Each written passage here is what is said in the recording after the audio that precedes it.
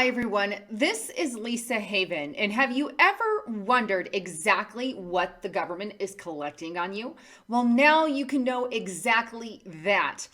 In a recent report that I found on www.theblackvault.com with the owner John Greenwald, I found an interesting document that he declassified via the Freedom of Information Act, or a whole slew of them, I should say, that expose exactly the detailed information that the government is spying and collecting on all of us. Internationally, people domestically, and the whole nine yards. But what I found as I was delving through these reports is just some crazy information. If I'm going to be honest with you, I found reports of court rulings, people who have, or companies or businesses that have filed against the government because of the amount of data that we're collecting on them, reports of exactly what they collect on you. And you're going to be surprised as I delve through that. But it's everything from emails, which they claim on most reports that they don't go through the content of the email or the content of some of the phone calls and whatnot. However, they're collecting a pretty big file on all of us, the data, the CCE, the BCE on all the emails that you send, in addition to the phone call records, who you're calling, when you're calling, time of day you're calling. And there's even reports filed against people against Sprint, Verizon, T-Mobile, and all the companies for spyware that is not movable. It's implanted in the devices. So I think, and there's also a report, and let me get the date right on this one, 1945 to 1989, of an ultrasonic listening device. But I think the best thing to do is to delve right into these reports. All right, so here we are on theblackvault.com. You can see the link up there. But here's the report that I found, and I'm going to leave a link to all of this below. But U.S. government phone surveillance programs. Now, this is very recently put out by theblackvault.com. But what you see here is just a whole list of everything from court rulings to admission of Trailblazer and Thin Thread systems. I'm going to get into that in a moment, what those are. FBI investigations back from, you have, here's your ultrasonic listening devices, the FTC, National Security Agency. So all these, and a lot of it pertained to the Patriot Act, and how they're using the Patriot Act, which was obviously pushed through by President Bush, or George Bush, which is pure evil to pass something like that, in my opinion. But it's got all the link files here, as you can see as well. So there's a ton of information to go through congressional oversights. Now, I'm going to focus on just a few. I've kind of skimmed through these. But basically, the reason that it says this is because ever since Edward Snowden blew the whistle on the NSA spying program and the government spying program, the government thought they should go ahead and declassify some of this stuff to be more, quote, transparent, which they're not being fully transparent, in my opinion. We all know it's worse than what is on here, because every year they release more, maybe 10, 20 years down the road, we'll find out just a little more, until eventually they have, I don't know, we're like a walking profile, so to speak, and probably microchipped inside of our bodies. I know that's something that they talk about. Biblically speaking, we know that a mark of the beast is coming, so things to think about there. But let me show you one of the first documents here. Let's go first to this federal judge ruling. This is a United States District Court for the District of Columbia, and this was filed. We have defendants versus, or plaintiffs versus Obama, the defendant, and it was filed back in 2013. But if you read through this, it's basically 5 individuals, as you can see here, that bring a lawsuit against the telecommunications, internet firms, the NSA, the federal government, for spying on them. And here's what they actually admit. Now, I've read through this. Let me go to page 6. That's 5. Here is 6. All right, and here's where it says, initial media report disclosed a FISC order dated back April 25th, 2013, compelling Verizon Business Network Services to produce to the NSA, okay, they compelled them to produce this, an ongoing daily basis. That doesn't mean a one-time deal, that means an ongoing thing. All call detailed records or telephony metadata created by Verizon for communications between the U.S. and abroad or wholly within the United States, including local telephone calls. And these were sent to basically be filed. According to the article, this order showed that under the Obama administration and communication records of millions of United States citizens are being collected indiscriminately and in bulk, regardless of whether they are suspect of any wrongdoing. In response, okay, to what happened to that claim that they're collecting millions of tons of data on millions of people in the United States of America, in response to that, the government confirmed the authenticity of that FISC order, and in this litigation and in certain public statements acknowledge the existence of a program under which the FBI obtains orders from the FISC pursuit of Section 215 of the Patriot Act, which they keep pushing through, and directing certain telecommunications service providers to produce to the NSA on a daily basis, electronic copy of all call detailed records. There are other government surveillance programs, including the government's collection of internet data on a program called PRISM, which you guys have heard before. So what I like to do is say, hey, look, here is some proof of the government admitting themselves via documents, via reports. So you don't have to just take somebody's word for it. Hey, the government monitors you. You can go and say, hey, friend, unbelieving friend, check this out. Here's where they actually admit it. Now, let me show you another report. This right here, Trailblazer and Thin Threads System. Now, what are these? This is just the report filed here. Here is the entire report where it has the requirements for these two systems. Now I don't want to get into this whole report because it's basically about massive surveillance. But this is the Inspector General, Department of Defense, the proof that these two programs exist. What are they? Let's start with first Thin Thread. Here we are on wikipedia.com.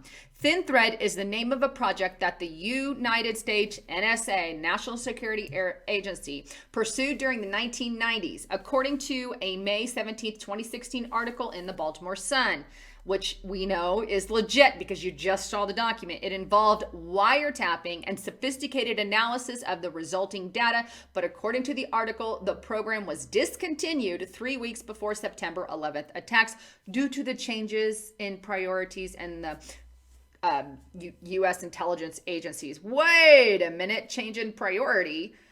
Interesting thing there, because funny how it happened right before 9/11. Oh, why? Well, because they knew 9/11 was staged, 9/11 was planned, and that's something I believe, that's something that in my opinion has been proven, and the government had a lot to do with that, and they knew that was coming, so they manipulated Thin Thread into Trailblazer. Then we get Trailblazer, which is, again, part of the NSA, intended to develop a capability to analyze data carried on communication networks like the internet. So not only do they have your phone conversations, your internet conversations, who you're emailing, sending your emails to, they have the ability to wiretap, which obviously they're more sophisticated, they can do a lot of stuff, but It is intended to track entities using communication methods such as cell phones and email, and all the data from your T-Mobile, Sprint, Verizon, all of that is getting collected. Now, this was obviously leaked by many people here, as you can see, and they reported a lot of fraud and abuse in the program. And the fact that a successful operating prototype existed but was ignored when the Trailblazer program was launched. So there you have it. And it gets into a little more detail here, but I don't want to focus on that at this time. So the Office of the Inspector General and Department of Defense, that is your proof for both the Trailblazer programs and the Thin Thread, which was original. Now, going back here, let's check out this ultrasonic. You can see that up here at the top, listening device document.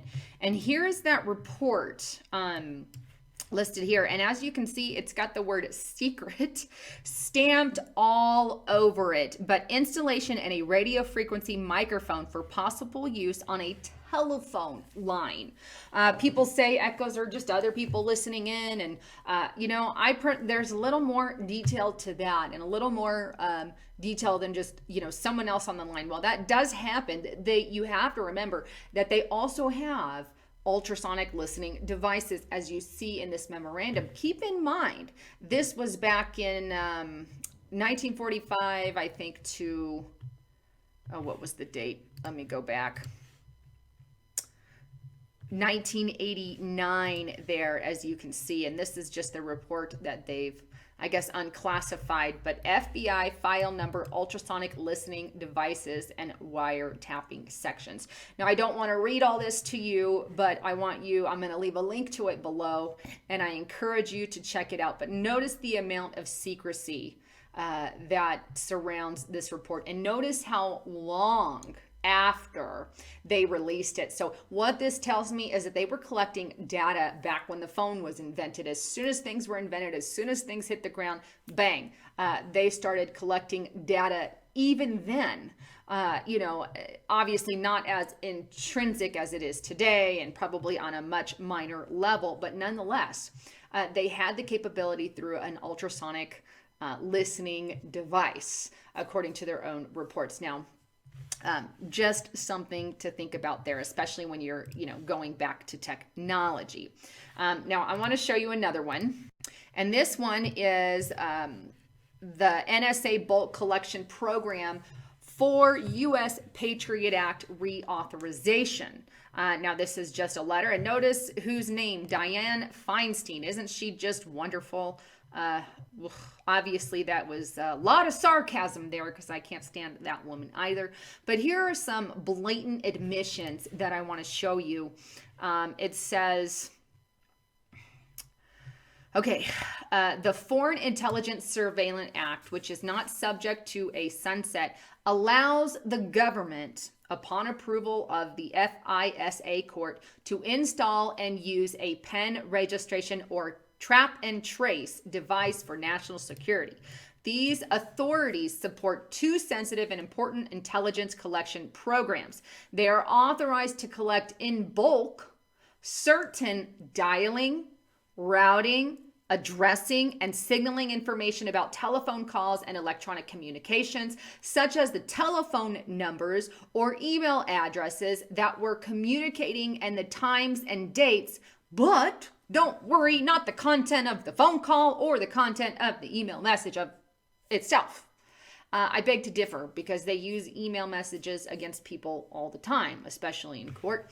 But thus, this report says it is not the content that they pay attention to, unless, I would assume, they absolutely need to. And here's another interesting admission. Although the program collects a large amount of information on everyone, the vast majority of that information is never reviewed by any person, because the information is not responsive to the limited queries that are authorized for intelligence purpose. In other words, don't sweat it, sweetheart. We just gather a data file on you, and we don't use it unless we absolutely need to. Isn't our government Great, great, great. But those are just staunch admissions that I wanted you to see. All right, back to the main page here. One last thing that I wanted you to see, and I find this interesting. It's the FTC complaints about records. Now, this is really small. So what I want to do is read it to you as best as I can, but I'll leave a link and you can check that out. But it states, and I'm just going to read pieces of it, but it has recently came to light that the HTC, in conclusion with Sprint, intentionally shipped their phones with spyware. HTC has intentionally made it impossible to disable or remove the spyware from their phones. They also modified the Android kernel used on their device to hide the presence and activities of their spyware. They essentially ship their devices with the rootkit. The tracking software in question runs with administrative privileges and can be modified, activated remotely. And then they go on to how they are compelled or could be compelled by their own government to use the spyware in violation of America's privacy. This is a complaint. Now, there's a bunch of them. I encourage you guys to check these out because it's just interesting. Here's another complaint about spying with T-Mobile. And how the cursor was navigating itself on their phone call, and thus somebody hacked into their phone and used it, be it by a glitch government organization. Now, I don't have the end results to these complaints, but these are definitely complaints filed. Here's another one on Verizon. I am a victim of identity theft, and 6 people with his social security number called Verizon to obtain internet services since the NSA spies have a monopoly in my area of residence. They're really quite interesting, but there are quite a few of these. But lots of complaints about spying and government intrusion. The NSA and the U.S. government, they're very upset. So many phone calls they're getting and yada, yada, yada. So something you may want to check out. So there you have it, your official documented 100% proof of what the government is collecting on you. Everything from your emails to your phone calls to when you made those phone calls. They're collecting your cellular data via Verizon, T-Mobile, Sprint. All these companies are listed on there as people who are giving that information over. And don't be alarmed because they're just collecting the data on you, and they won't use the data unless they have something they want to, something comes up on you. But don't forget, there are documents out there, Project Megiddo, the right-wing extremist document, Google both, in which they specifically target right-wing extremists as Christian ideology, not just Christian identity, which is a whole another organization in and of itself that's racist and all of that. But Christian views are targeted as well as Catholicism views and other views, patriot views, having a constitution, all can be targeted in this right-wing extremist document. If you're pro-life, that's another view that is targeted. If you're against homosexuality, that's another view that is targeted. And you could be labeled a right-wing extremist. But don't worry, the data they collected on you, when you send an email to someone saying, I don't think you should get an abortion, I'm pro-life. Ding, ding, ding, ding, ding. Now they're going to file on you in the future. If something comes up, well, don't worry, it'll be that file. If you believe in end-time Bible prophecy, well, that's another thing that is targeted by the right-wing extremists. Oh, and don't forget, if you stockpile food, you make a phone call and buy some food, who knows that they're going to find out about it. Look, she called this agency or that agency, which you kind of have to, or ordered it via online.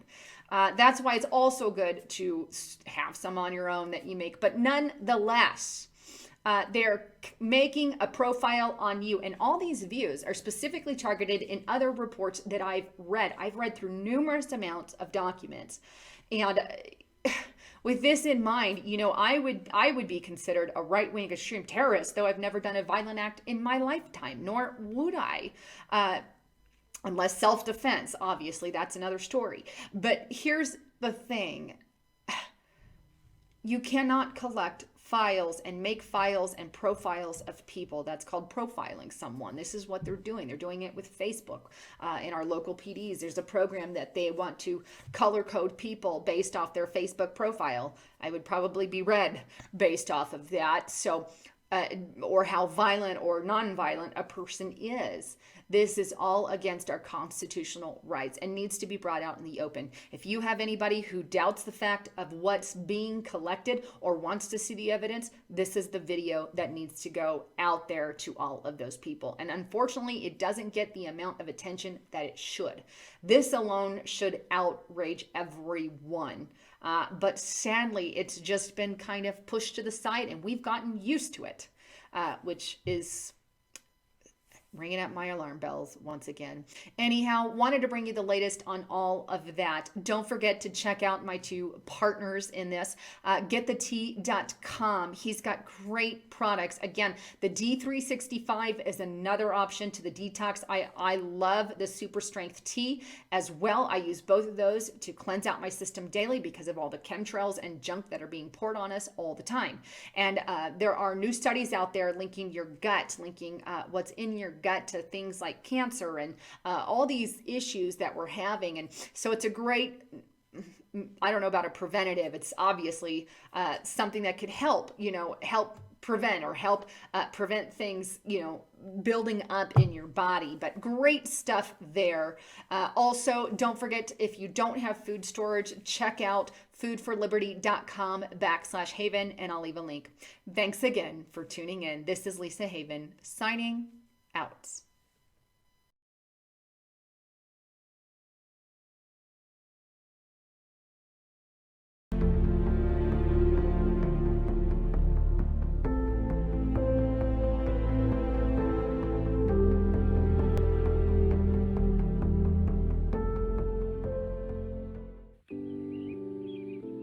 Lord, give us the courage to worship the American flag, be it on a car, a belt buckle, or on your holy person. Ay, caramba! I'd like to say something about the current climate of repression and fear. Oh, put a fork in it. Sit down, Saddam. Congress shall make no law abridging the freedom of speech or of the press. That's from the First Amendment to the Constitution. Thank you. Thank you, Lisa. I'm sure your opinion will not go unnoticed. Simpsons, you're under arrest for the violation of the Government Knows Best Act. Martha, play something to lighten the mood.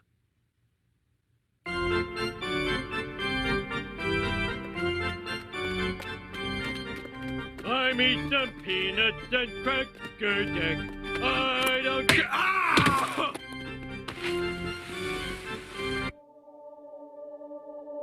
I can't believe they put us in jail. It's not a jail. It's a re-education center. Well, where do you think we are? Well, let's see. After they blindfolded us, it was left, right, left, then a 3-hour plane ride. Do you get time off for snitching on your cellmates? You were right, homie. We shouldn't have rocked the boat. Then none of this would have ever happened. Well, we're not the only ones to be unjustly imprisoned. Check out all the left-wing celebrities.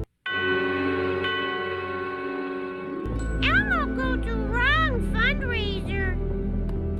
Bill Clinton, what are you doing here? I call the Republican tax cuts unwise, and I stand by it. They're unwise. I want my Washington Post. Here's your Washington Post. You like that, Clinton?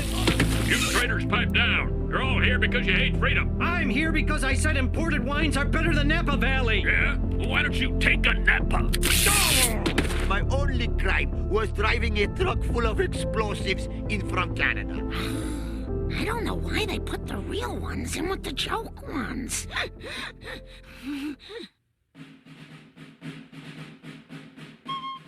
Hello, I'm the U.S. Constitution, and I'm over 200 years old, but I'm feeling fine. I wish I could say the same for my crazy cousin, Bill O'Reilly. What do I do? What do I do? Lisa, that's not funny. You believe in the Bill of Rights.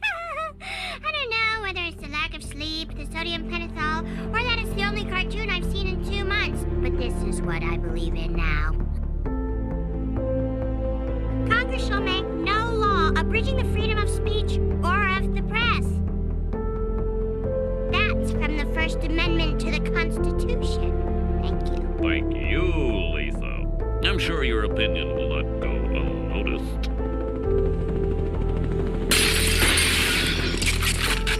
Simpsons, you're under arrest for the violation of the Government Knows Best Act.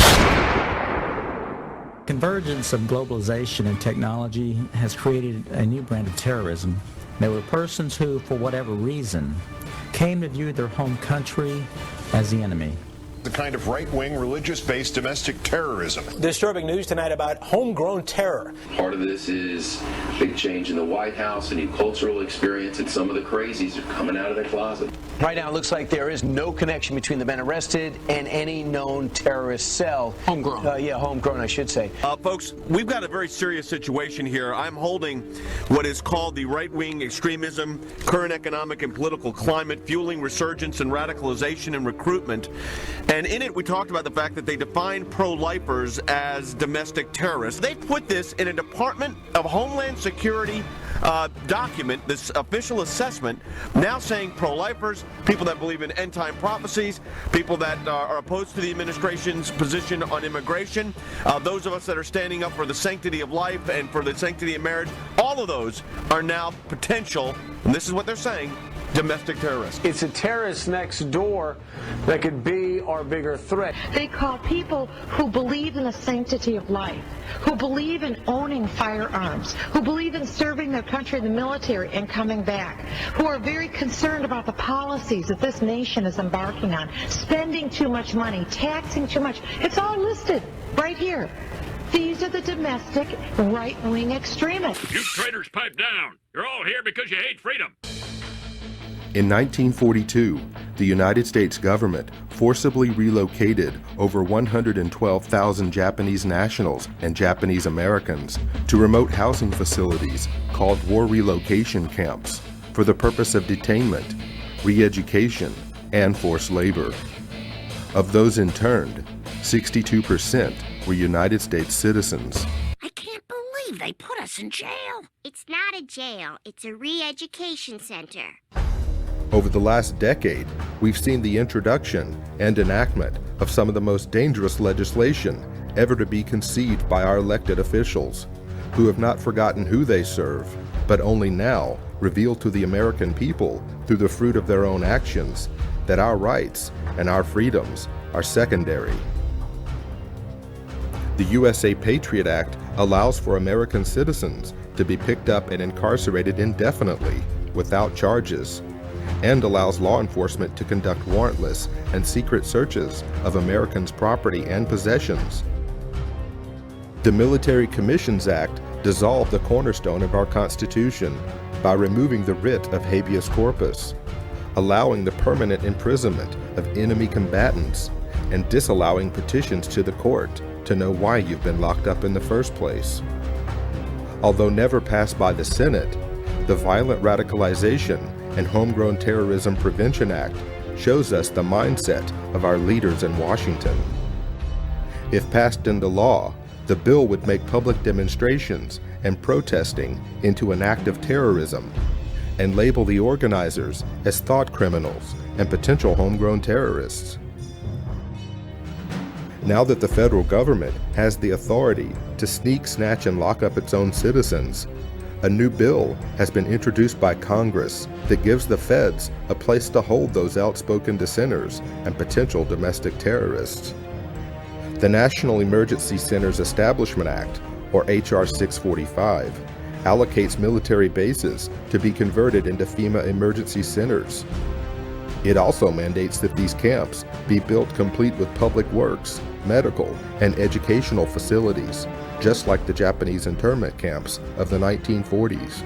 Lisa, that's not funny. You believe in the Bill of Rights. I don't know whether it's the lack of sleep, the sodium pentothal, or that it's the only cartoon I've seen in 2 months. But this is what I believe in now.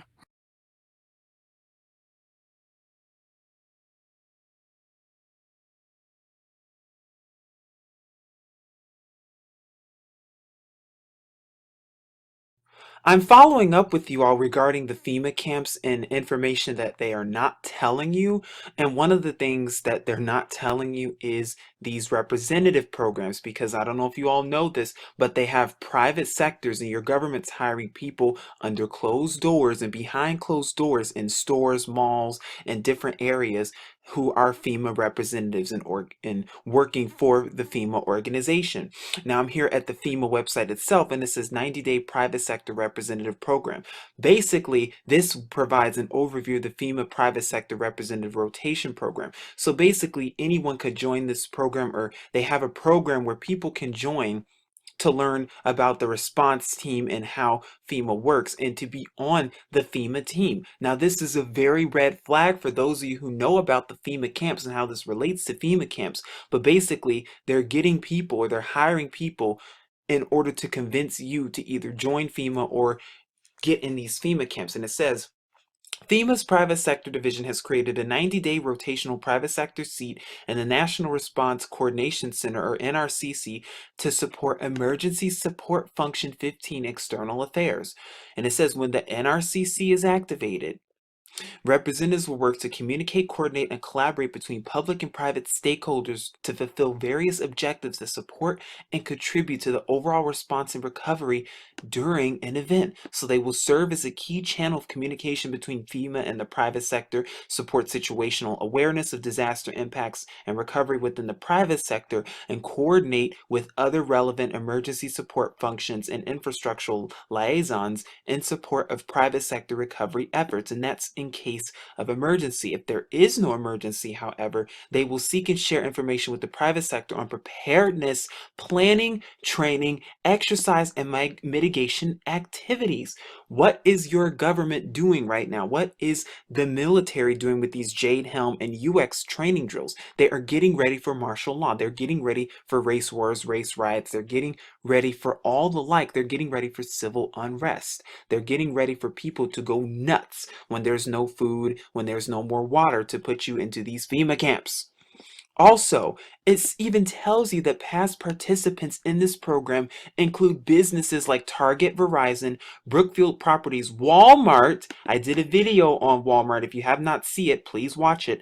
Big Lots, Citigroup, and more. So even companies are involved with all of this. And I'm going to tell you that we may just think that these FEMA camps are going to be and look like prisons, but really they're going to even look like shopping malls and shopping centers. They're going to be undercover and hidden. That's why you have to be on your toes. Now I'm going to be here also on this FEMA website, and it shows the regional contact information. It shows all the regions, and I believe there are 10 of them, which FEMA camps have been split into, or that FEMA groups and categorizes everything into. The first group is what looks like the Northeast over here. The second group is New York and New Jersey, the Atlantic.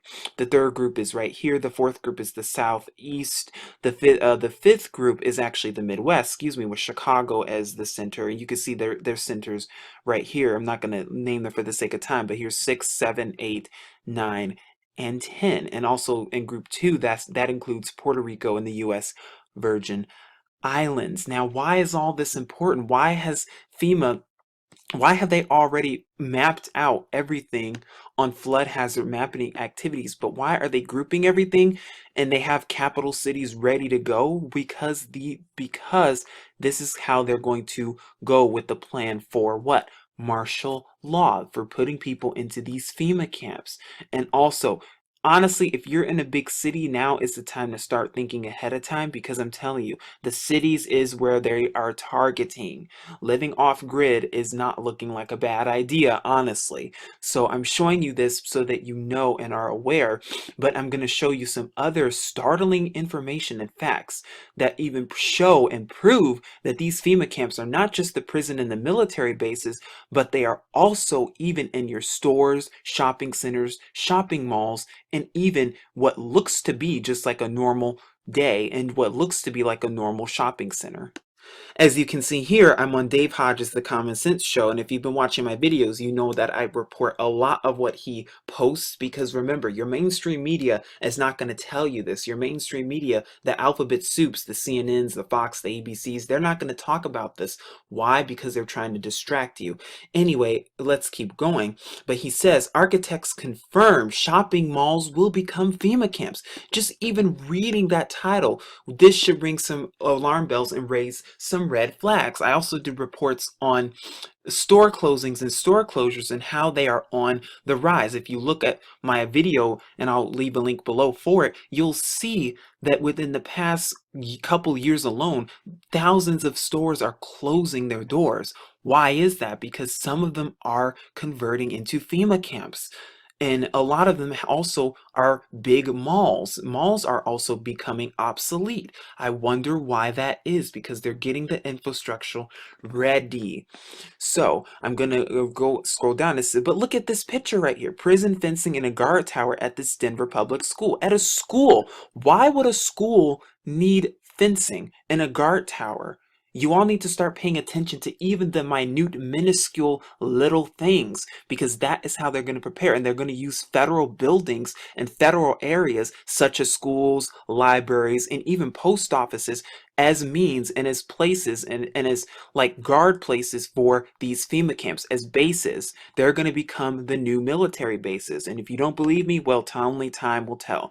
So the article goes on to say, earlier in the summer of 2015, I was awestruck when I had an epiphany about much architecture had changed on commercial and public buildings. Notice the architecture and what it looks like. They're putting it in our faces subliminally because they want us to get ready and get used to these towers and everything else.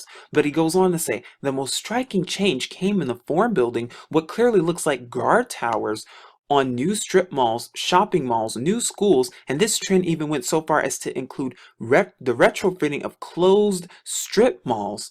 No, we have architects who are as concerned as we all are. I think he meant to say now, but the allegations of paranoia and unfounded conclusion will fade into the background after these accounts. This is not a conspiracy. This is what's going on. This photo is what started the controversy of, look, guard towers being needlessly built on public structures. From the air, the guard towers stick out like a sore thumb. You can see them right here. Why would they need all those guard towers on a building? The only thing missing is customers, or what he should really say, prisoners. Look at this school. Look, you can even see, why is that there? Guard towers, fences.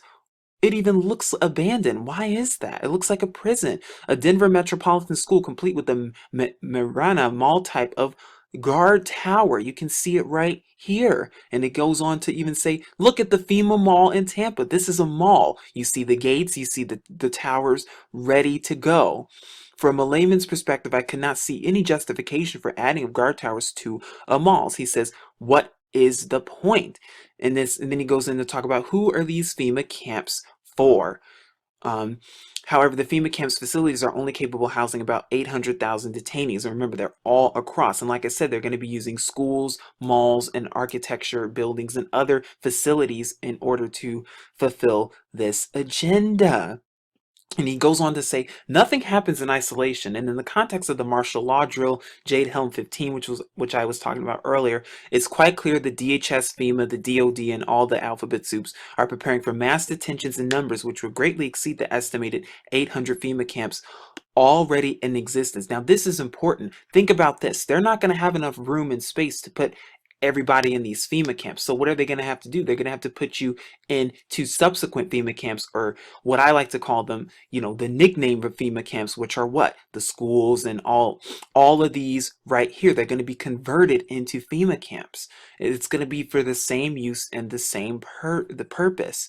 As an aside, do you remember when FEMA was cornered with proof as to the existence of FEMA camps, and they said that they would only be used in the event of a mass immigration event due to an external cause? Well, we know this is a lie because we have and still continue to experience mass immigration. They're just saying that as a cover-up because there are two main reasons they're going to use for this FEMA camp. One of them is going to be for the Syrian refugees. There's way too many refugees. We need to start putting them in these FEMA camps. And there are reports that have actually said that they have already begun putting these so-called Syrian refugees into these FEMA camps.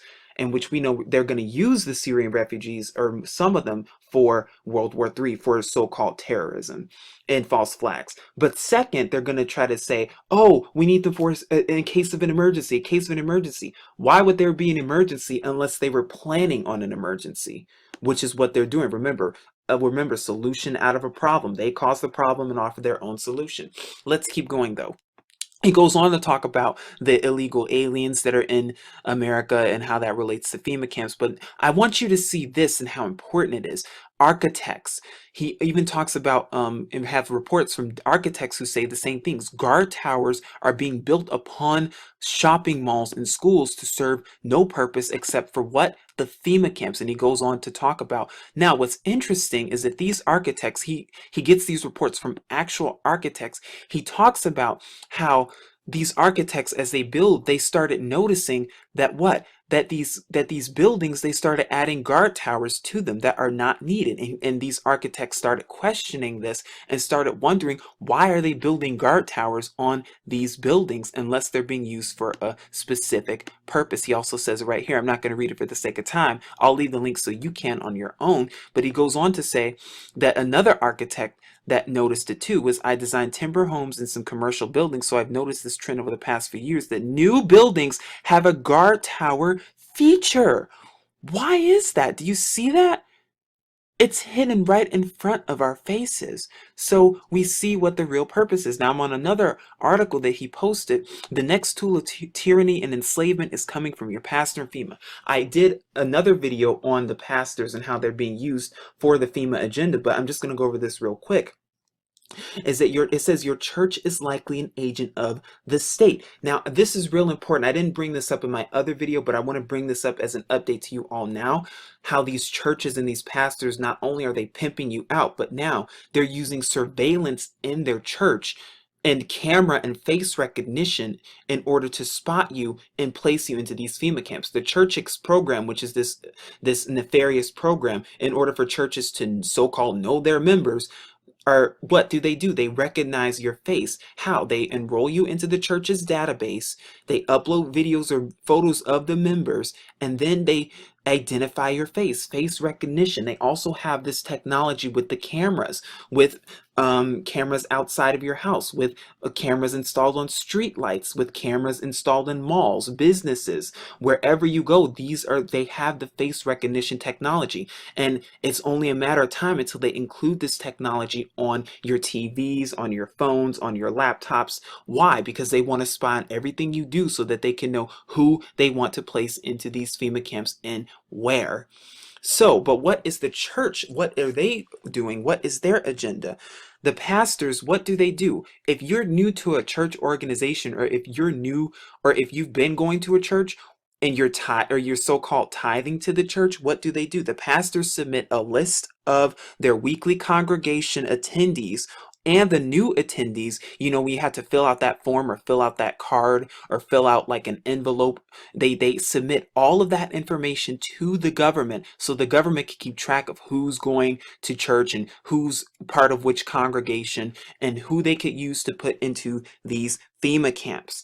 They have a ton of databases and a ton of information about you, even as we speak. They're keeping track of your emails, your phone calls, your text messages. They're keeping track of what you watch, what you do, where you go, who you talk to, where you shop. They are keeping track on everything. And I'm telling you this to let you know. It even ruffles. It actually gives me shivers just to think about that. My government's, they're spying on every move I make. But I'm telling you this so that you are aware of what's going on and so that you can see what's going on for yourself and see that, look, this right here, this is not a joke. This is no conspiracy. This is what's going on behind closed doors. They are converting all of this into FEMA camps, and they're using your pastors and even people in these malls and the banks and these bankers to collect information about you.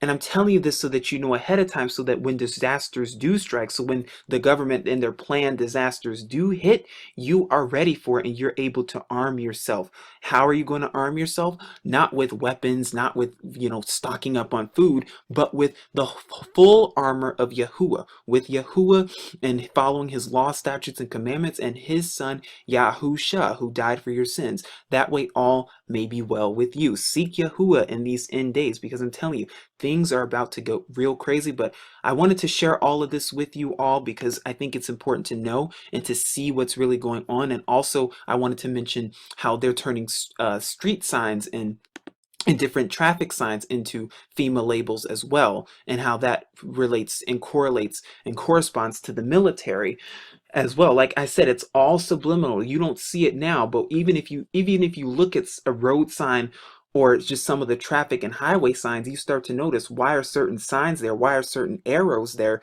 They're there for the black helicopters. They are there for martial law.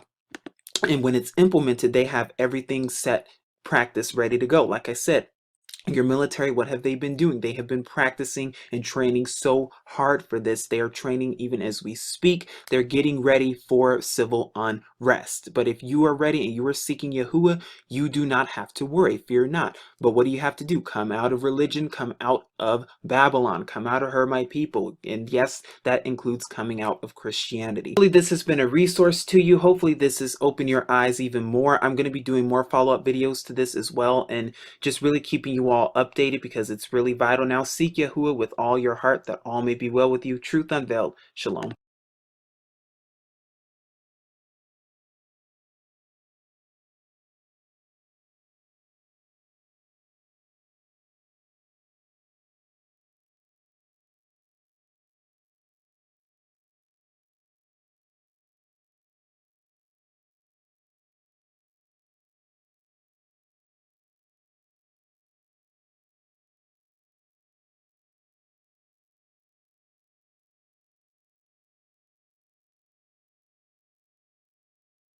Some among them were potentially dangerous. Most were loyal. But no one knew what would happen among this concentrated population if Japanese forces should try to invade our shores. Military authorities therefore determined that all of them, citizens and aliens alike, would have to move. This picture tells how the mass migration was accomplished. Evacuation. More than 100,000 men, women, and children, all of Japanese ancestry, removed from their homes in the Pacific Coast states to wartime communities established in out-of-the-way places. Their evacuation did not imply individual disloyalty, but was ordered to reduce a military hazard at a time when danger of invasion was great. Two-thirds of the evacuees are American citizens by right of birth. The rest are their Japanese-born parents and grandparents. They are not under suspicion. They are not prisoners. They are not internees. They are merely dislocated people, the unwounded casualties of war. The relocation centers are supervised by the War Relocation Authority, which assumed responsibility for the people after they had been evacuated and cared for temporarily by the Army. A relocation center, housing from 7,000 to 18,000 people, the entire community bounded by a wire fence and guarded by military police, symbols of the military nature of the evacuation. Each family, upon arrival at a relocation center, was assigned to a single-room compartment, about 20 by 25 feet. Barren, unattractive. A stove, a light bulb, cots, mattresses, and blankets.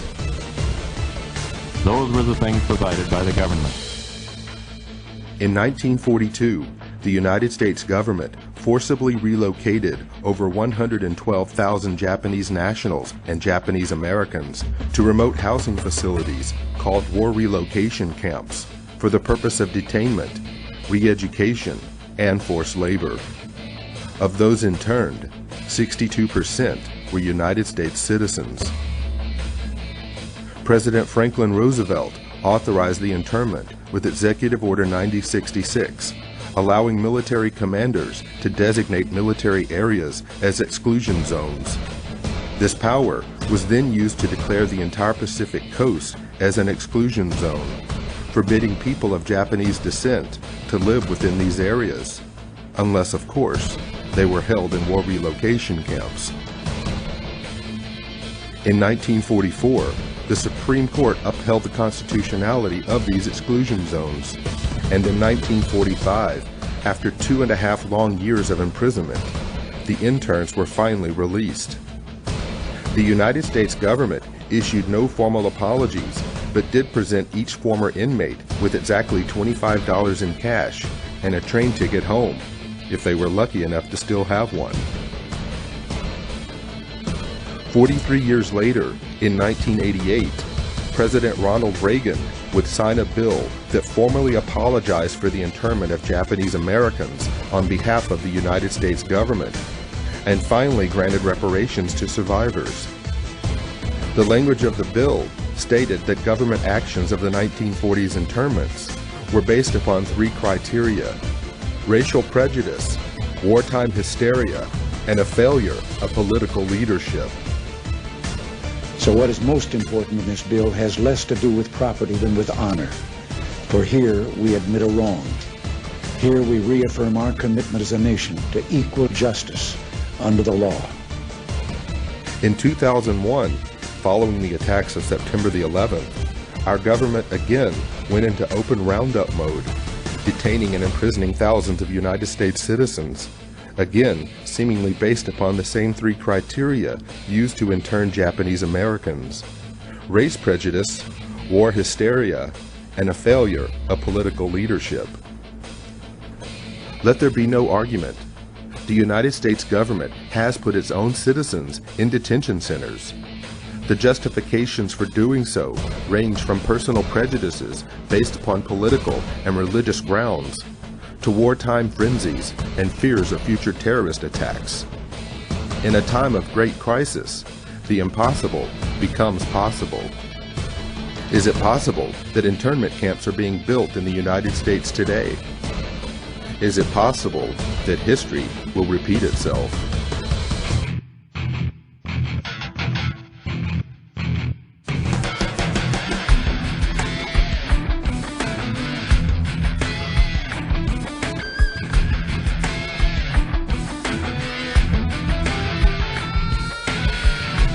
Stunning, particularly to hear President Obama claim the power to keep people in prison indefinitely with no charges against them, no conviction, no sentence, just imprisonment.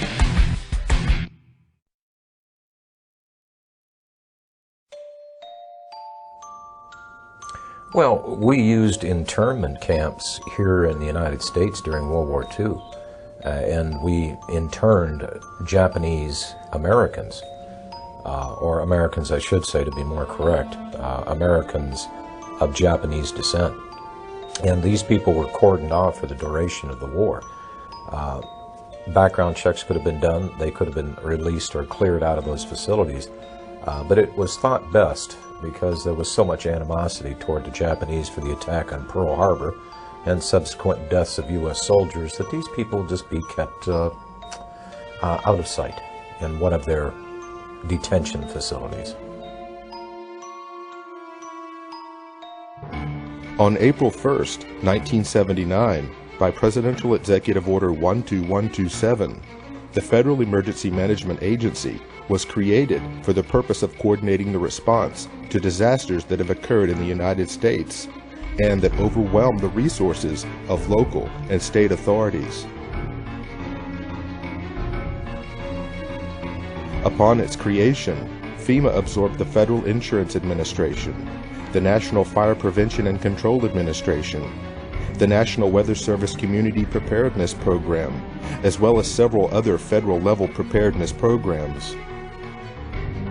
FEMA was also given the responsibility for overseeing the United States Civil Defense, a function which had previously been performed by the DoD's Defense Civil Preparedness Agency. In 2003, FEMA became part of the Department of Homeland Security's Emergency Preparedness and Response Directorate.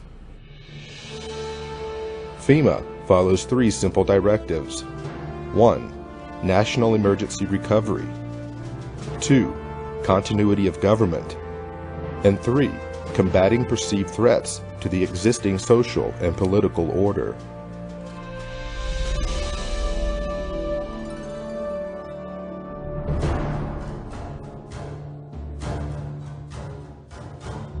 FEMA's implicit objective to provide aid to victims of disasters changed under the leadership of President George W. Bush. Although some may argue, prior to the Bush administration, FEMA's reaction time for responding to and the handling of national emergencies was beginning to improve.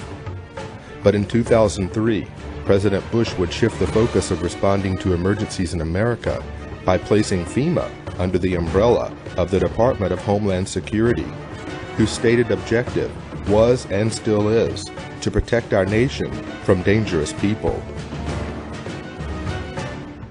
Did the Bush administration's war on terror mentality take priority over the government's emergency response to provide aid to victims during a national disaster? We're fighting evil.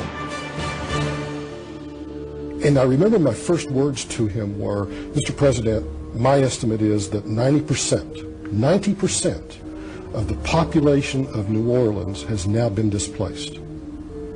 90%? Yes, sir, I believe it is that bad. That's how bad it is.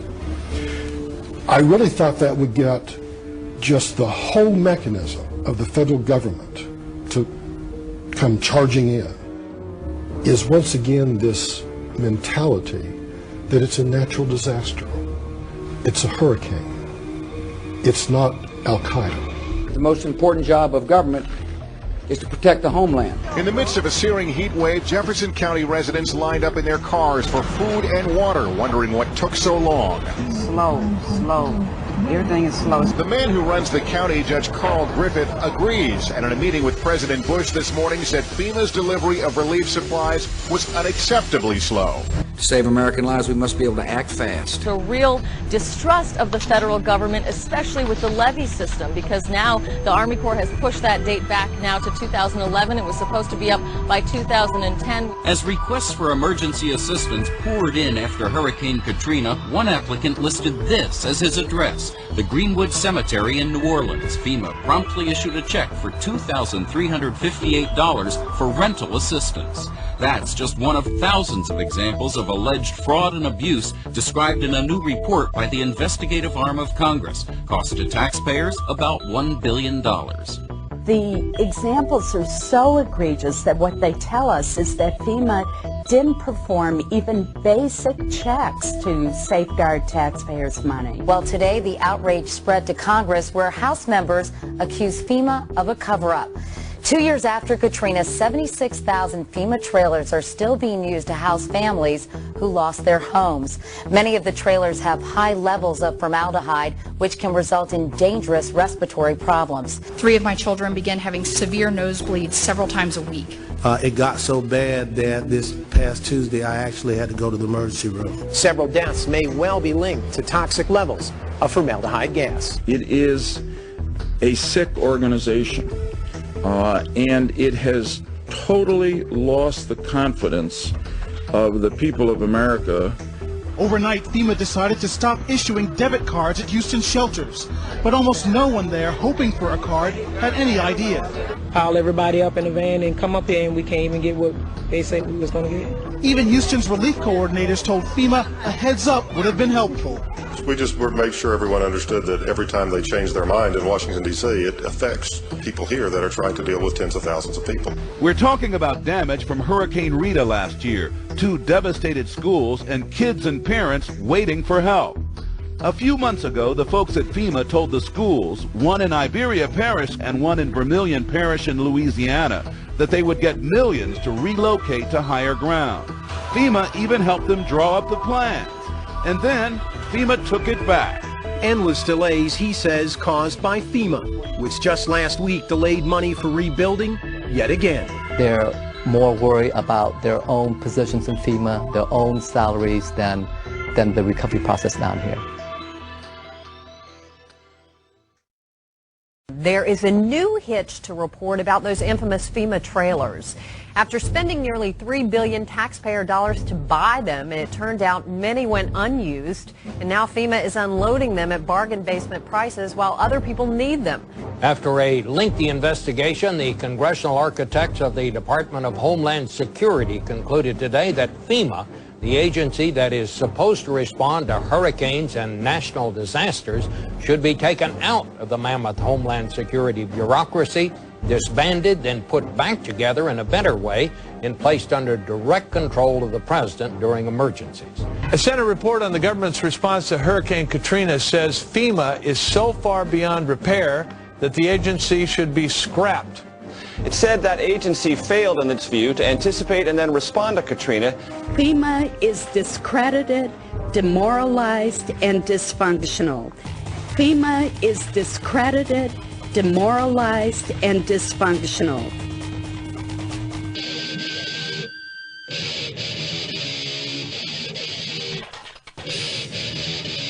In the mid-1970s, the discredited federal government was more scared of the public than ever, coming off the years of Richard Nixon. And so two cold warriors inside the White House of Gerald Ford began to bring back some of the Cold War ideas of an executive takeover of the United States through a emergency federal agency. And those individuals were Donald Rumsfeld and Dick Cheney. And so really what we see being set up by Jimmy Carter in 1979 is just a continuation of federal policy to expand a federal takeover plan for continuity of government. And so that's what the Federal Emergency Management Agency was really set up for.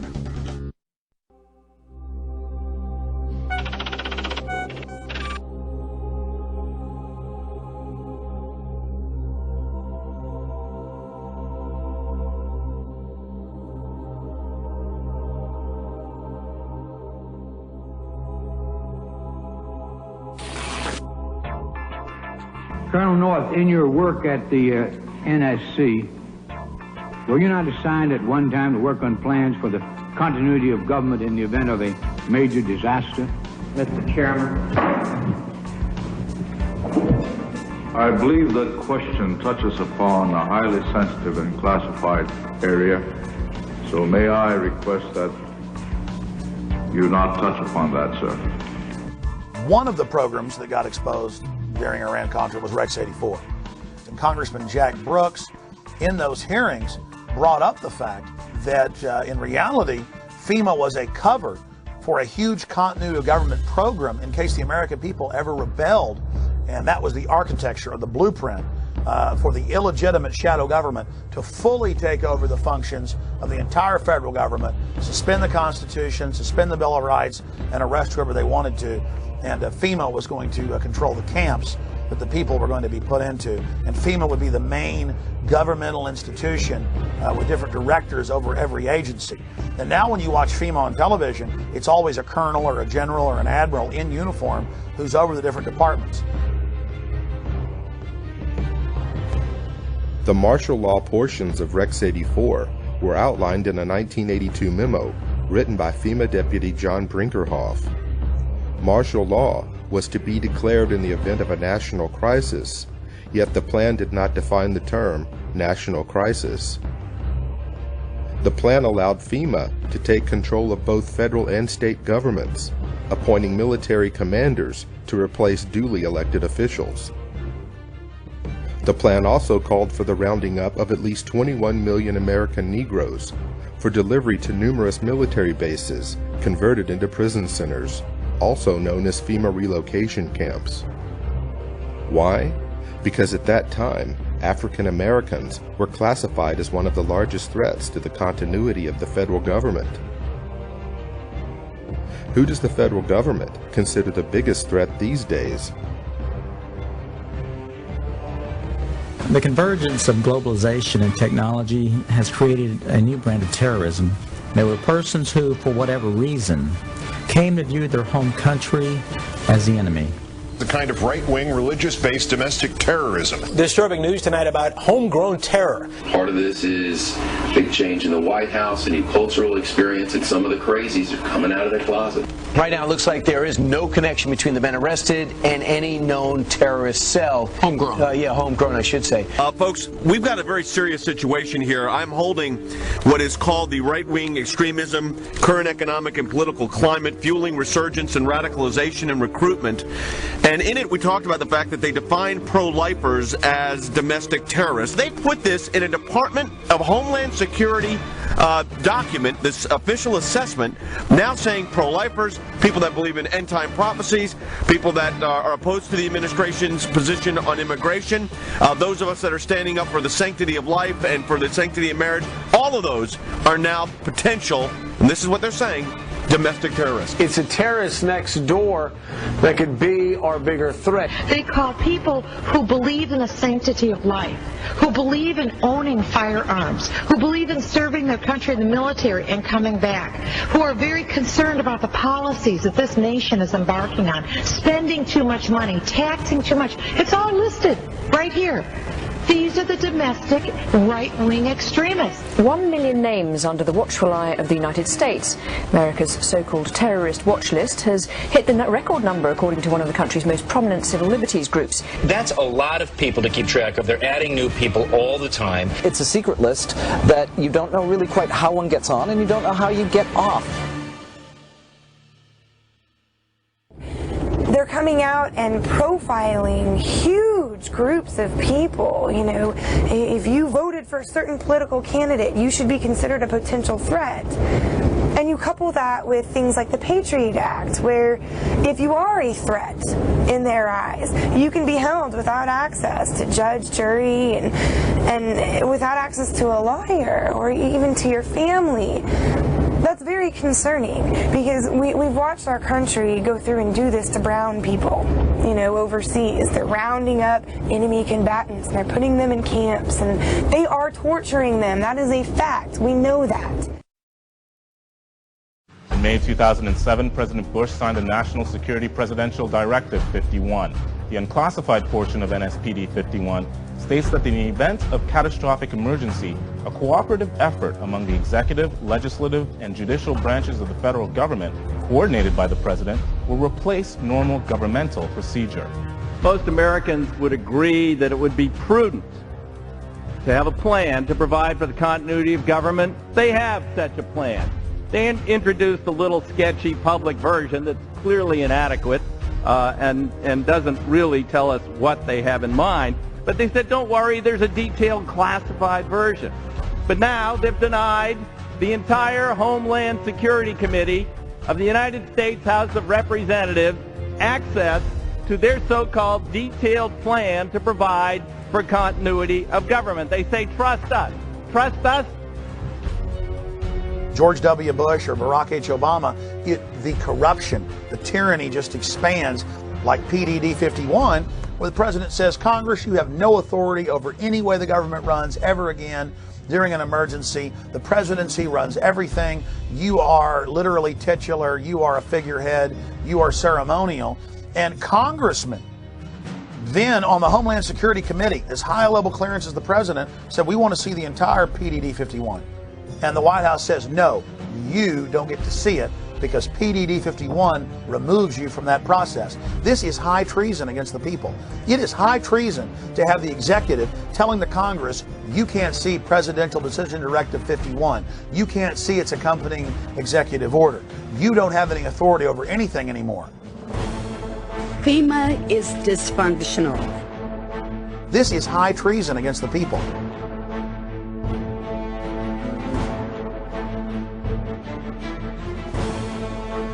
The FBI's counterintelligence program was a series of covert and often illegal programs conducted by the United States government and aimed squarely at investigating and disrupting dissident political organizations within the United States.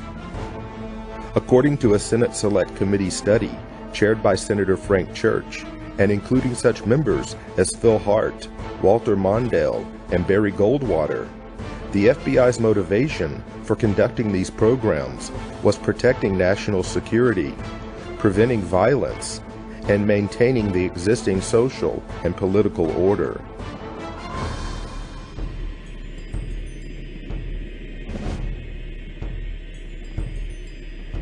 Targets included the Black Panther Party, the Ku Klux Klan, communist and socialist organizations, as well as nonviolent civil rights organizations, anti-war groups, and a broad range of organizations lumped together under the title New Left, which included groups labeled for intensified attention, such as the Southern Christian Leadership Conference, the Student Nonviolent Coordinating Committee, and Congress of Racial Equality.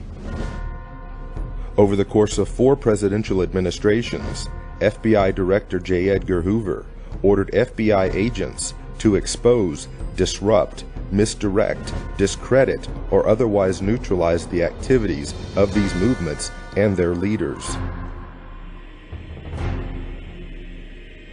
Speakers, teachers, and writers, even individual student demonstrators with no group affiliation, were all fair game.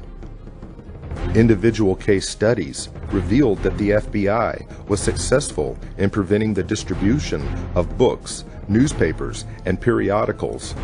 They prevented groups from forming and disrupted peaceful demonstrations and large anti-war marches, as well as denied groups and organizations facilities to hold meetings and conferences.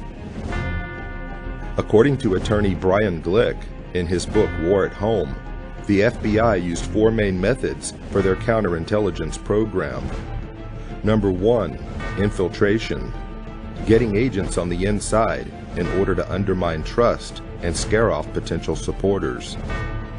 Number 2, psychological warfare, planting false media stories, forging correspondence, making anonymous phone calls, spreading misinformation about meetings and events, setting up pseudo-movement groups run by government agents, and manipulating and threatening parents, employers, landlords, school officials, and others to cause trouble for activists. Number 3, harassment through the legal system. The FBI and police abused the legal system to harass dissidents and make them appear to be criminals. Officers of the law gave perjured testimony and presented fabricated evidence as a pretext for false arrest and wrongful imprisonment. They also discriminatorily enforced tax laws and other government regulations.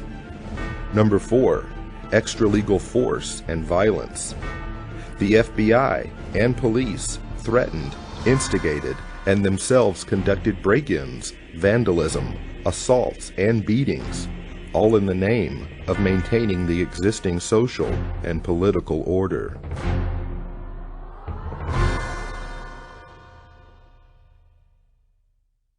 Increased security for 4 New Jersey Supreme Court justices after their home addresses were revealed in a webcast by a self-proclaimed white supremacist.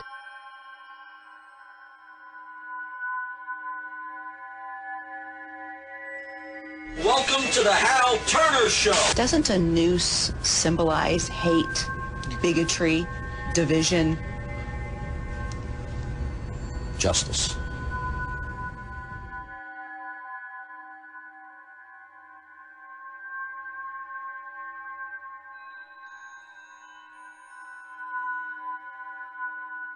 Who are you? Where are you calling from? Hola, this is Pedro. Spick, From San Diego. don't call my radio show anymore, you filthy spick animal.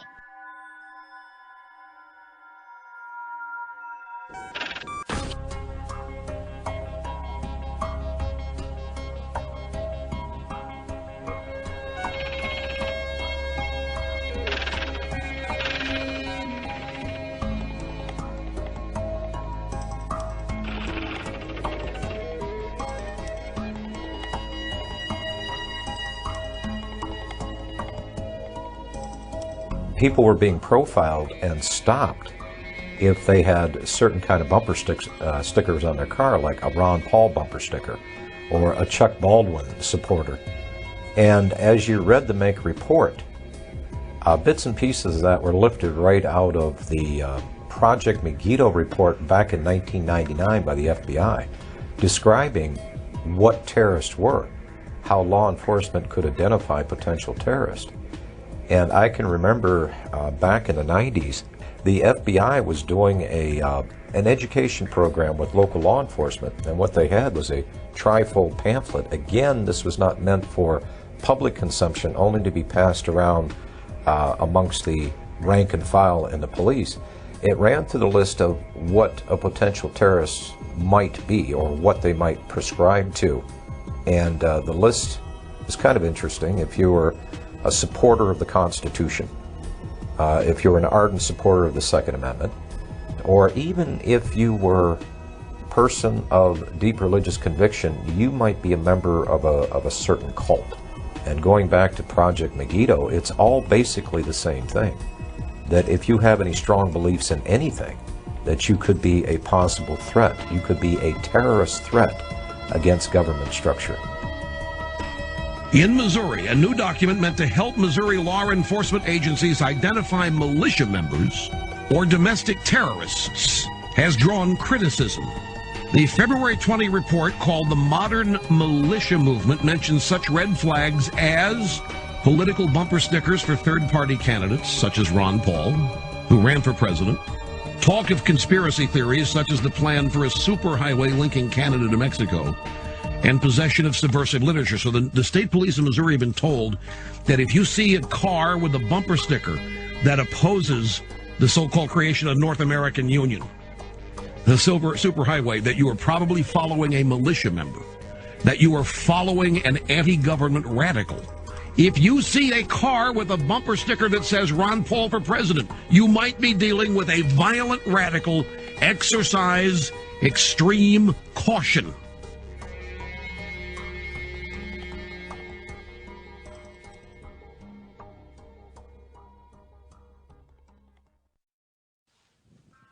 You're watching Camp FEMA. We're going to go back to the film here in just a moment. But every week I am called by Salon, Newsweek, you name it, saying, Mr. Jones, what's your proof of FEMA camps? And then I give them the evidence that you see in this documentary. And we go over the Military Commissions Act and the fact that Halliburton was in the Houston Chronicle and Wall Street Journal getting huge government contracts to build these camps. And there's been congressional hearings about it. And they have the National Emergencies Centers Act. And they're introducing legislation to be able to arrest citizens and strip them of their citizenship and their rights and hold them in detention centers. We know about black sites and ghost sites overseas. And all of this evidence is in the film Camp FEMA. It is vital that you share this link with everyone you know, and that you also support the filmmakers by getting a copy of Camp FEMA American Lockdown at campfema.com or infowars.com. And of course, you can also download it in super high quality at prisonplanet.tv. Again, ladies and gentlemen, we are turning into a high-tech police state. They are setting up all these secret police powers, and Camp FEMA American Lockdown is something every American needs to see, but also people in other parts of the world, because this global corporate system is setting up the exact same type of archipelago of secret camps all over the world. And the same producers of Camp FEMA, William Lewis and, of course, Gary Franchi, have also released Don't Tread on Me, Rise of the Republic, that shows how the states can take back our nation and the difference between a republic and a democracy. Please support the filmmakers so they can make future documentaries by getting the DVDs at infowars.com or campfema.com. Now back to Camp FEMA.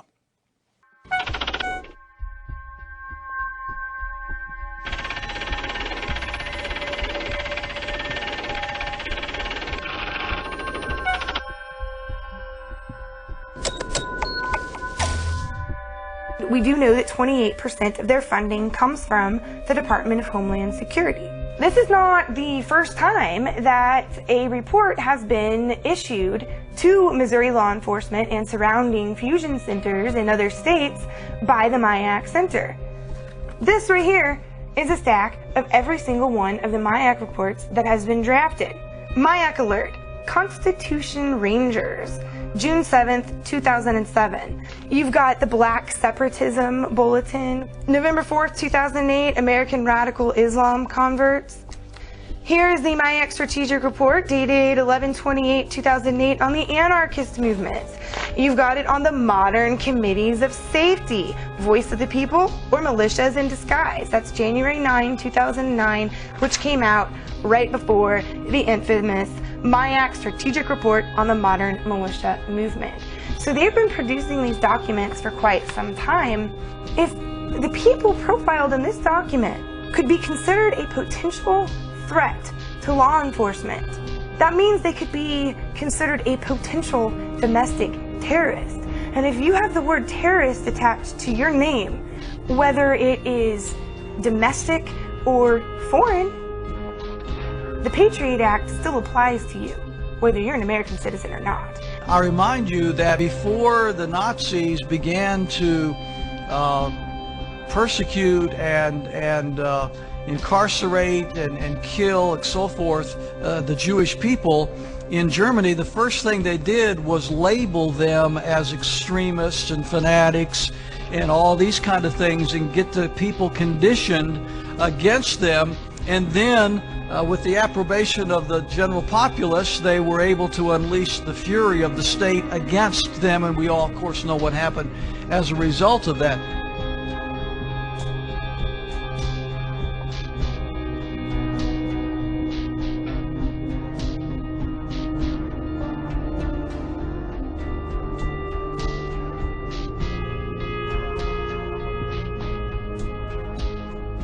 Is that the face of a terrorist that they had to know where that cash came from? Again, it's turning more into fascism. It's one thing for them to make sure you don't have a gun or a bomb in your pocket. It's another thing for them to not like a book. This shows you the danger of profiling. Maybe he was profiled because he had a Ron Paul bumper sticker. An anti-tax demonstration is scheduled for downtown's Keener Plaza April 15th. But charges are flying that one of the organizing groups is an extremist anti-government group. The Southern Poverty Law Center and the Anti-Defamation League have their own opinions about the Constitution Party. I think we'd consider it a fringe right-wing political party that we consider to have extremist roots. When we talk about the New World Order, it is mimicking, if not duplicating, language that comes out of organized white supremacy. The elites have said that they want to have a final revolution, that they know the public's going to revolt against them, so that's why they've scientifically set up the surveillance grid, the cashless society. This whole continuity of government system is designed to suppress and control the people of America. Northcom, the Pentagon, the military are all announcing their number one job now is fighting the American people. They're saying the number one terror threat is veterans and gun owners and conservatives and libertarians and Ron Paul supporters. And I've been sent secret Army documents, we call the phone numbers and they're accurate and real, where I'm being watched at In the Fed protest, where we peacefully go out and demonstrate. And now even the ACLU has written letters saying, why is the Pentagon watching U.S. citizens? Why are you listing any protest as an act of terrorism? The real terrorists are the people that have hijacked our nation that would dare say the First Amendment is terrorism.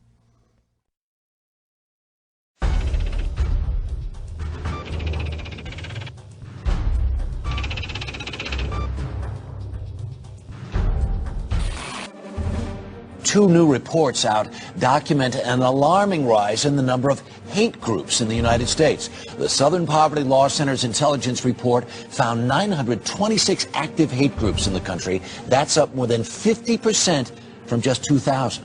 Morris Dees is the founder of the Southern Poverty Law Center. He joins us from Montgomery, Alabama. Good morning, sir. Your report dovetails with a brand new report from the Department of Homeland Security claiming basically the same thing. And they say part of it is because of the election of President Obama. Other part of the responsibility goes to the deteriorating economy. The political climate, the election of Obama, the immigration issues that have faced the United States over the last 5 to 10 years, and now especially the economy, is almost causing a resurgence of what we saw in the days of Timothy McVeigh, almost a militia movement that's being reborn in the United States. Homeland Security says people who oppose abortion or worry about the threat of illegal aliens could pose a radical threat to America. It warns about groups and individuals dedicated to single issues like abortion, immigration, and gun rights, and even raises a red flag about veterans returning home from the wars in Iraq and Afghanistan. Does this report seem to lump in ordinary Americans who have real concerns about stuff with nutjob racists and anti-Semites? There's one thing that's glaringly missing here. No discussion about the real terrorists the Al-Qaeda cell groups and others that are located inside the United States. It's all about domestic. It's not overseas. The most dangerous. It literally changes the entire focus for the Department of Homeland Security has been doing. I was passed by an Oklahoma City police officer vehicle. They slowed down, got in behind me, followed me for about 3 miles, and then pulled me over. When the officers approached my vehicle, they asked me if I knew why I was being pulled over, and I said no, I had no idea. And they said it's because of the sign in the back of your truck. And I said, my sign that says aboard Obama, not the unborn. And the officers said yes, that's why. Later that afternoon, I got a call from the Secret Service. They wanted to do a quick walkthrough of my house to make sure I wasn't some kind of radical racist. Why would Americans, under the guise and the threat of worldwide terrorism, why would they willingly give up or relinquish their rights to government when our rights did not come from government in the first place? Our rights merely came from God. They were enumerated by the government, put in the Bill of Rights as a reminder not to us, but those in power as to not violate them. I know the history of government, not just American government, but the history of government well enough to know that most governments acquire power and they do not like dissent. We are losing our freedoms in the United States. Most Americans do not realize that we have free speech zones in the United States. I mean, talk about an oxymoron. You know, all of the 50 states are a free speech zone. You're an American. That by definition creates a free speech zone. We have freedom of speech because we stand up and say what we think, not because the Founding Fathers ratified the First Amendment in 1791. So if we're losing the free speech zones, the governments in general throughout history have tried to quell dissent by controlling the media, which we already have in this country, and by generating fear of confrontation.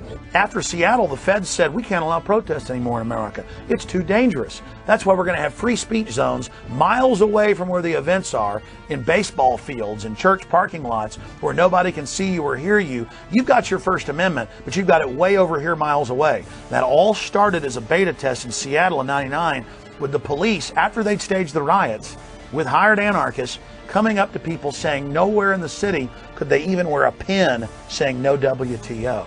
And the police say, hey, First Amendment is suspended in Seattle, and the news pushed it like it was a good idea and the right thing to do. The lines are open. This is First Word, ladies and gentlemen. At 877-367-2526. Whatever's in your head, call and share it at this moment. Hello. Yeah, how you doing, Alan? My name's Austin from Florida. I was recently looking around on the Army's website, army.mil, and I came across this document called the Civilian Inmate Labor Program. This was put out in 2005, and I was just like reading over the first couple pages. Just in the first couple pages, this document on the Army's own website talks about converting military bases and installations into giant prisons and establishing civilian inmate labor programs. Have you ever heard of it? No. This is on army.mil if they want to look it up. Okay. It came out in 2005. Another conspiracy theory. This is on the Army's website, Yeah. sir. All right, so we're all going to be in prison, right? They're going to have prison Well, I don't know, but I mean, obviously there's a document that has Yeah, there are lots of plans documents for it. in lots of places. But this is on the military's own website. Yeah, okay. There. Yeah. Army.mil. Okay. I'm an army.mil. Says the link's broken. There's no such army.mil. Can you get to army? I can't get to army.mil.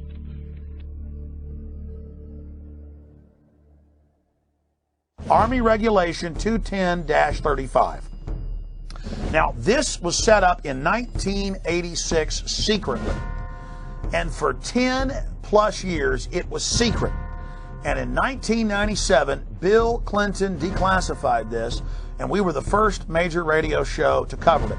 Since then, it's been expanded. This lists 12 camps to hold American citizens that have been built by the United States Army. And ladies and gentlemen, some of these facilities have U.S. citizens in them now. But it's all being done administratively. To beta test the Army running camps, they did deals with the federal government and now states to take prisoners convicted in the civilian courts and to then stick them on U.S. military bases administered by the Bureau of Prisons but operated by the U.S. Army. So see, they're taking state and federal prisoners and sticking them under Army control and building these civilian inmate labor camps all under Rex 84 right out in the open, and no media will ever touch this.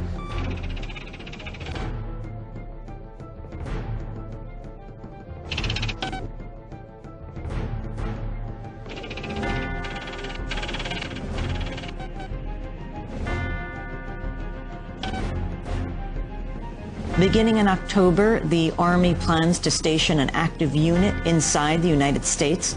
Under NORTHCOM and under the new Homeland Brigade, it was first going to be 3,000, and then 20,000, and then 40,000. The 3rd Infantry Division's 1st Brigade Combat Team has spent 35 of the last 60 months in Iraq. Combat-hardened troops who've been running camps and centers in Iraq are now coming back to the United States to, quote, carry out law enforcement actions. The Army unit may be called upon to help with civil unrest and crowd control. There has been some concern and some misimpressions that I'd like to correct. The primary purpose of this force is to provide help to people in need in the aftermath of a WMD-like event in the homeland. This force has got no role in civil disturbance or civil unrest, any of those kinds of things. The Army Times reporting, quote, they may be called upon to help with civil unrest and crowd control or to deal with potentially horrific scenarios, end quote. NORTHCOM, the Northern Command that came into being in October of 2002, when that came in, people like me were concerned that the Pentagon was going to use its forces here in the United States, and now it looks like, in fact, it is, even though on its website it says it doesn't have units of its own. Now it's getting a unit of its own. And the Army Times said during civil unrest inside the United States that the Army's new job would be engaging the American people. The Posse Comitatus Act of 1878 generally prohibits federal uniformed services from carrying out domestic law enforcement duties, except in cases expressly authorized by the Constitution or an act of Congress.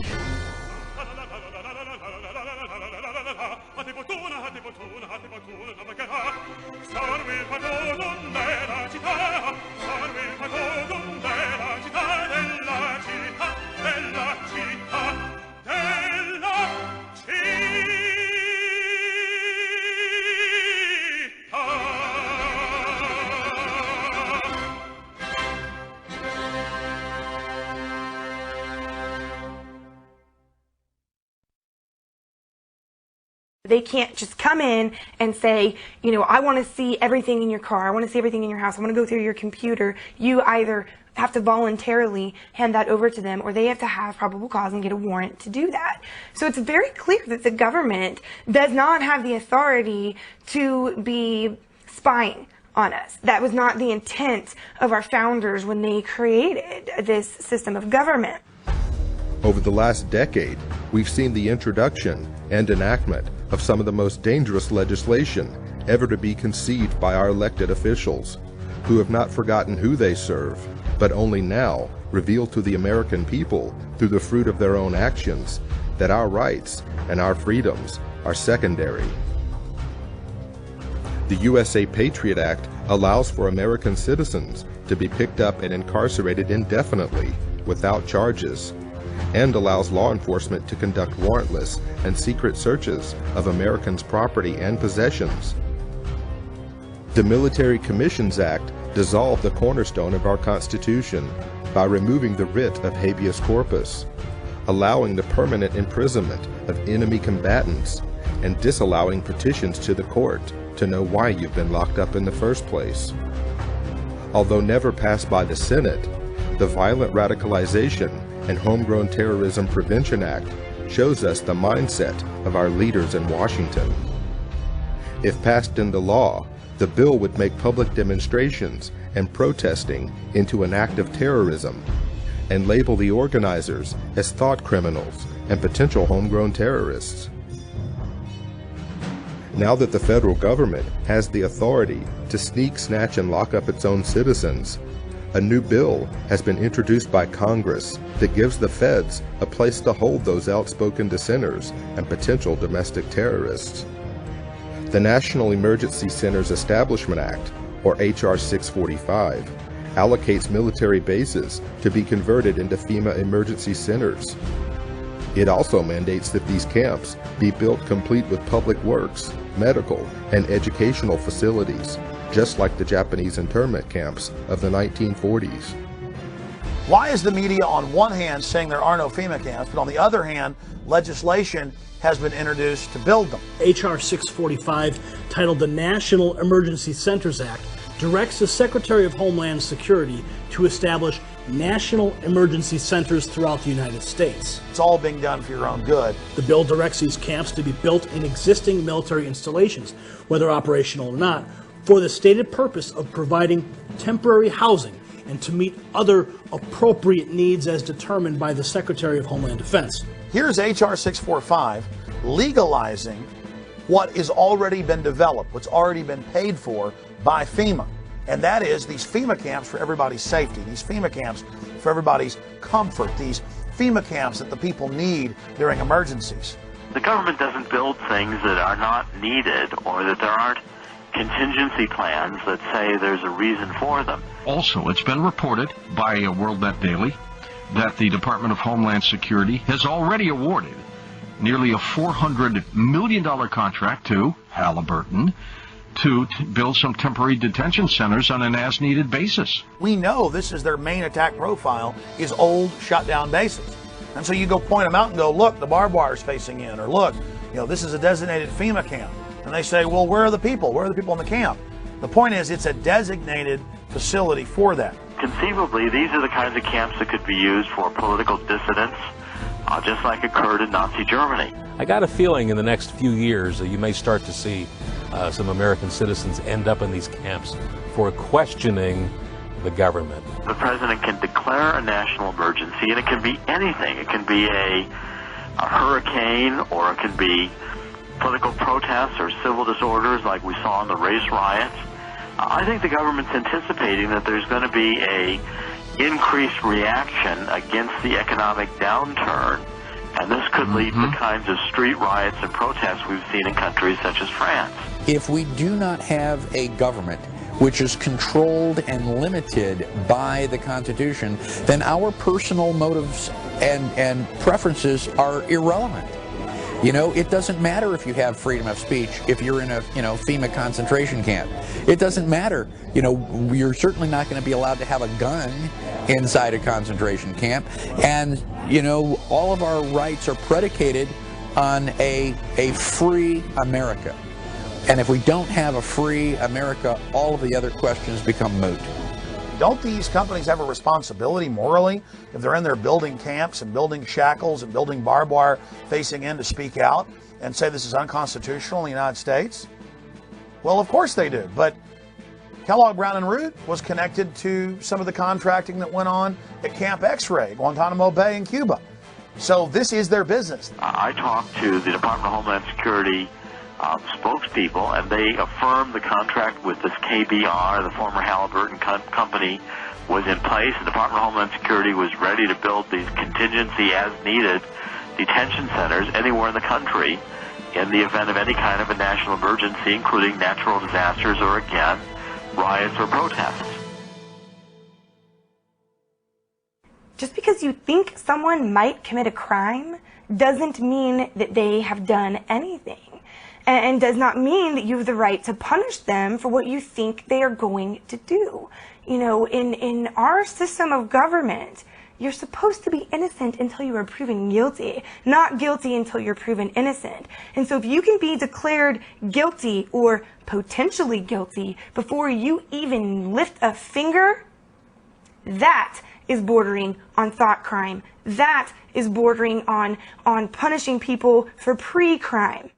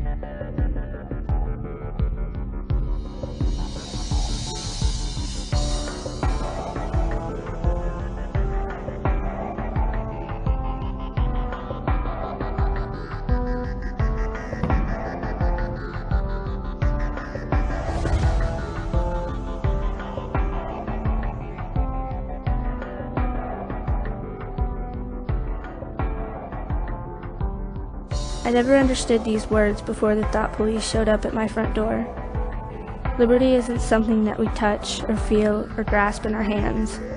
You can't taste it or smell it or hear it. It doesn't have a particular shape or size or color. It's intangible, elusive, and in constant need of nurturing, or else it withers and dies on the vines of tyranny.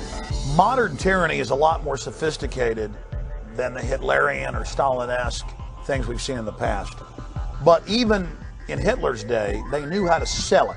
And they advertised the camps as, hey, look, people don't like you here in the Warsaw Ghetto. You're not allowed to have jobs. You're not allowed to work.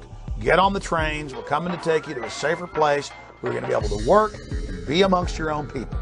They put them on trains, took them to the camps, killed the old and infirm, worked the other people to death. And they advertised, hey, we're going to delouse you, we're going to give you a shower, march right in here.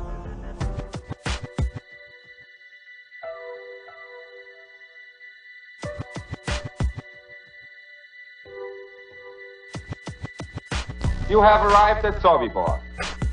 You are in eastern Poland. This is a labor camp. We have brought you here to work. You will work hard, but hard work is good for the soul. So in reality, we are your benefactors. You will be housed, you will be fed. All we ask is your cooperation. If you do your job, you will have nothing to fear. You will be given postcards. Write to your relatives, friends, to tell them that you have arrived here safely. We will mail them for you. Unfortunately, there have been reports that typhus has broken out at several labor camps. We do not want typhus at Sobibor. Therefore, first you will be taken to the shower facility, where you will each have a hot shower. Naturally, men and women will shower separately. Women will have their hair cut before they shower. While you are showering, your clothing will be disinfected. Remember, the better your behavior, the easier your stay will be.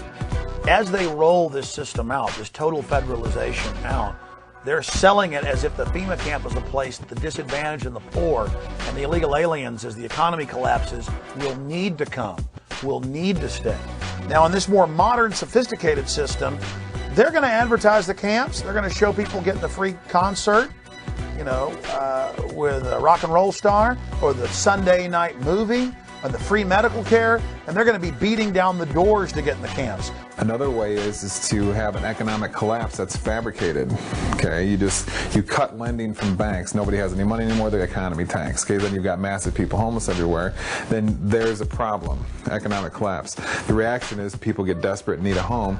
Solution is we present the home to you, which is the FEMA camp, which will be advertised as a wonderful place. Of course, it's a lie. So what you have there is they fabricate a problem to create reactions, which gives the solution they originally wanted in the beginning, which was to get everybody into the FEMA camps. That's how proud. This is the story of history. It's happened over and over and over.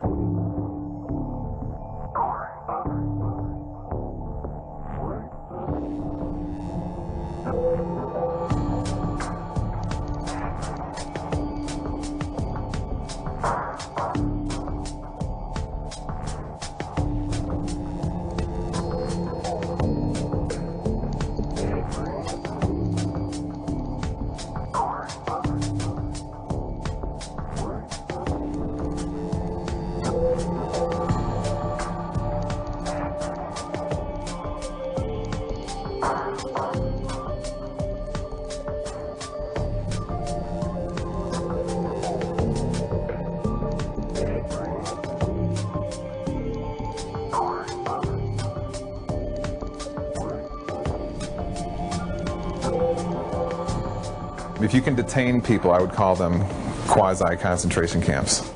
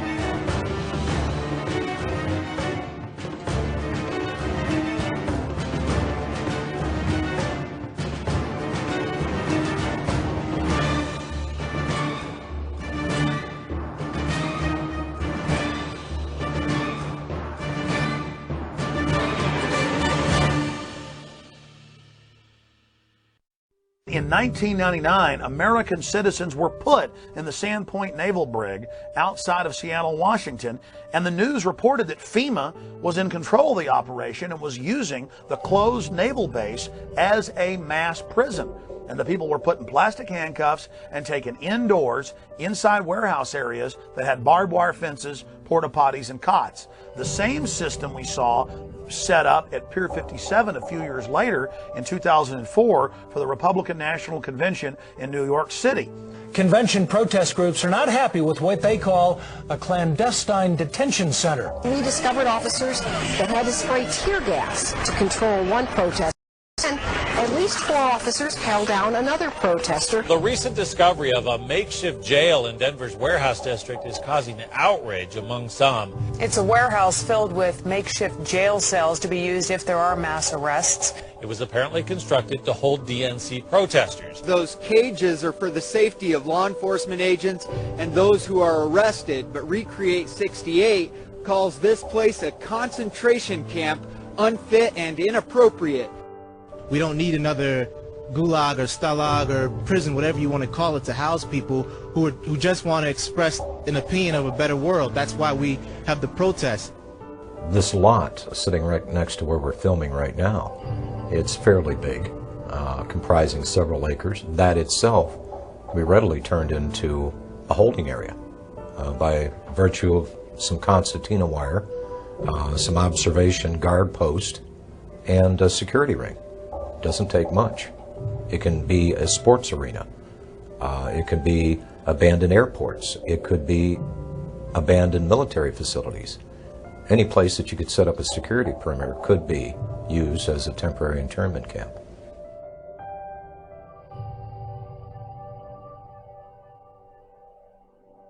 Well, it's recording. We got a FEMA RV thing right over here. I don't think that's a fake deal. I think it's a security guard. Yeah, but why is a FEMA RV parked in front of the mall? In front of the mall? In front of the closed part of the mall. That's real weird. Dude, look, it says Department of Homeland It's the Security. Department of Homeland Security parked in front of the mall? In front of that closed part, though. Can you go? No, you can go in there. What kind of... Why do we need Homeland Security at the mall? No. Do we need Homeland Security right here? Look, it says it right there. That says U.S. Department of Homeland Security. And why are they parked in front of the mall? Oh, man, that's what I want to know. What are y'all doing here? We just thought... I just want to know. I want to know what y'all are doing here. Step outside, please. Will you tell me what's going on? I will be more than happy as soon as you step outside. Sure.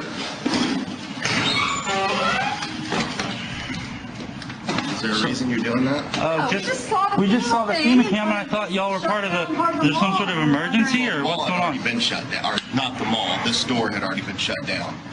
But Is there some reason why FEMA's here? in case Ike hits. Ike? In case what? Called him. He's not. Dude, you're just a security guard. I'm Yeah. a security guard. Don't say Yeah, that. I'm sorry, we're part of an organization that is just making sure everybody understands what's going on these days. I don't understand why y'all are here, though. Well and fine. You still didn't explain why y'all are I'm here. not going to, okay? Just don't step So back. what kind of operations are going on inside? Have a good night. Just tell me, what kind of operations are going on inside? They built the temporary detention center. It was about 780 beds that have really made a difference. We still have a long road ahead of us, but FEMA's going to stick with us, and I know we'll make it. It's a $37 million facility. It was built in Indiana. It was modeled off of a modern facility in Michigan. It originally was designed in the States and brought down here in sections, so we put it together like one big Lego piece. Then people started noticing on the backs of flatback rail cars these little 1- and 2-person mobile concrete jail cells. And those indeed have been manufactured by the tens of thousands and purchased by the federal government and local governments. And they've been stockpiling on county, city, state, and federal land hundreds and hundreds and hundreds per site of these little mobile concrete jail cells. So there certainly is a buildup of that type of equipment.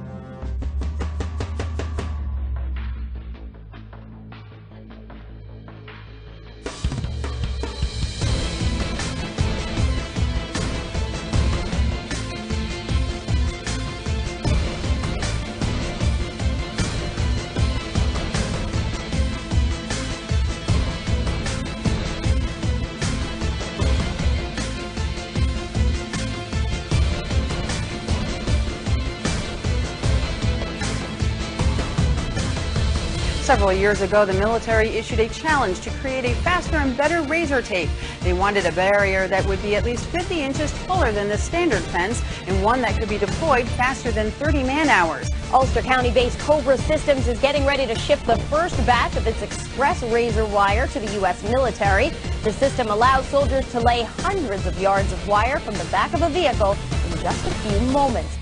This is more of an action of a country that has gone absolutely berserk, that they feel that they would have to jail their own citizens, that the government would fear its own people so much that they would be talking about detaining people or incarcerating them or vetting them or investigating them or whatever.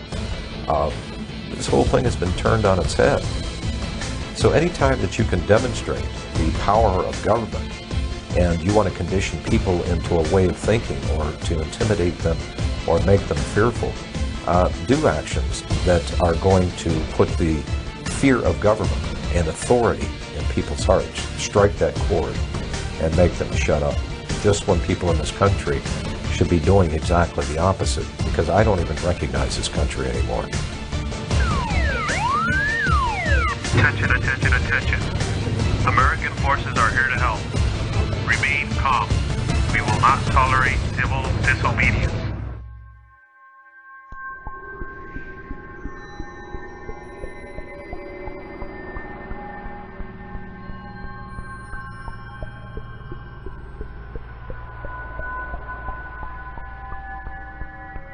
Military Occupational Specialty Internment Resettlement Specialist.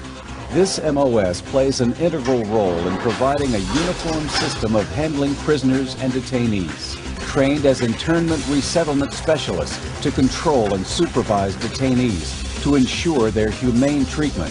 For this job, the Army will train you to use specialized equipment to monitor activity, to conduct searches, and to inspect areas where prisoners work and live. Here, you'll train to in-process prisoners and detainees and to brief them on their rights. After your initial entry training and advanced individual training, you'll work long hours, day or night, in a garrison or field environment, where you may practice emergency procedures, detect and confiscate contraband, and escort prisoners outside the facility. Military Occupational Specialty Internment Resettlement Specialist.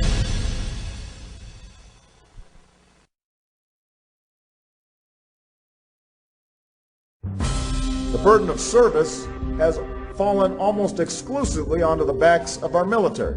And that's why I won't just ask for your vote as a candidate. I will ask for your service and your active citizenship when I'm President of the United States. Citizenship is not an entitlement program. It comes with responsibilities. A young person joining our military must know that we will only send them into harm's way when we absolutely must. We need to ease the burden on our troops while meeting the challenges of the 21st century. People of all ages, stations, and skills will be asked to serve. Because when it comes to the challenges we face, the American people are not the problem, they are the answer. We cannot continue to rely only on our military in order to achieve the national security objectives that we've set. We've got to have a civilian national security force that's just as powerful, just as strong, just as well funded. Everybody somewhere between the ages of 18 and 25 will serve 3 months of basic training and understanding in a kind of civil defense. That universal sense of service, somewhere between ages 18 and 25, will give Americans, once again, a sense of what they are to be American and their contribution to a country and a common experience. We were taught, my brother and I, is that you have an obligation to give back. That's why community service has been such a big part of my life. Our troops need to know that we're making the same commitment to this country that they've made. I love Obama.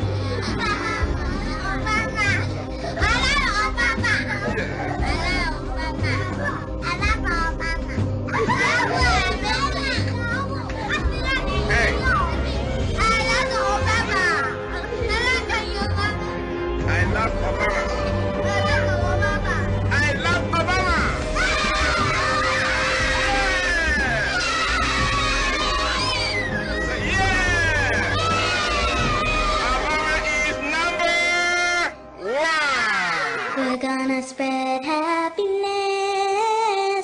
We're gonna spread freedom. Obama's gonna change it. Obama's gonna lead 'em.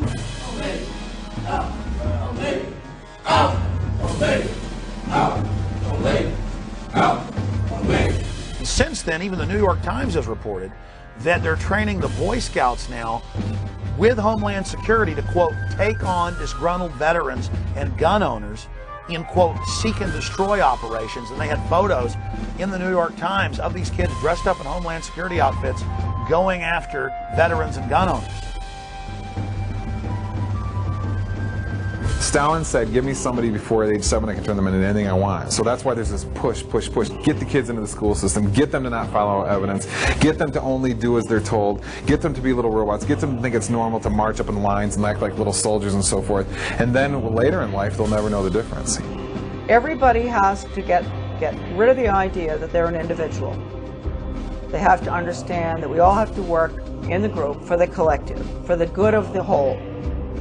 Not for the good of your child or for the good of the teacher, for the good of the whole.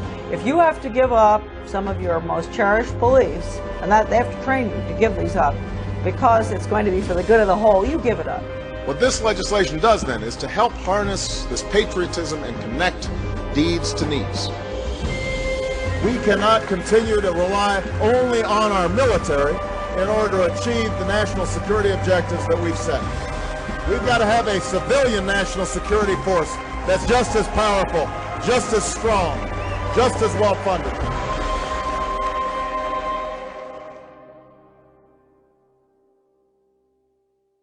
They've been turning on the American people and working against our interests for a number of years. And the people that you may be seeing that are going to be targeted to be put into these camps, these dissidents, these disenfranchised, disaffected people, the government would never, ever turn on the American people. They would never create a situation where they were so displeased with their government that the government may be forced to throw these people in concentration camps. They'd never do that, would they? My name is Sam Ozaki. I'm a native-born American citizen, Los Angeles, California, along with about 120,000 other persons of Japanese ancestry when Franklin Delano Roosevelt signed Executive Order 9066. We were all rounded up like cattle and placed into America's concentration camps. They had designated areas where people would report, and they were transported by bus to their, they called them assembly centers. They didn't have facilities to house 120,000 persons, so they took over racetracks, fairgrounds, places like that. Work in the camp was slave labor. In fact, they had us making camouflage nets for the United States Army. Now that was absolutely slave labor. Later on, I said we should all have refused to work and then let the Army and the government come in and do all the chores that had to be done. But as I said, we had lost all our, not only our life and liberty, but also our finances. You know, when you think about it later on, we were not much better than Hitler. On the other hand, we have to say that at least we were not gassed and murdered like the thousands that were killed, millions really, in Europe. Although I have to say that there were at least 10 persons shot and killed by American guards simply because they got too close to the barbed wire fence that was surrounding the camps. Native-born American citizens like myself were denied life, liberty, and the pursuit of happiness in total violation of all the Constitution, the Bill of Rights, and so forth. Every morning the children would stand up, face the American flag with liberty and justice for all. You know, psychologically, it really affected us. That's why, for example, I mentioned earlier on that there were many parents who never even told their children that they had been in concentration camps because they were ashamed. We should not be ashamed. It was the United States government that should be totally ashamed of their behavior and putting 120,000 persons of Japanese ancestry in America's concentration camps. And you have to be alert because it can happen again.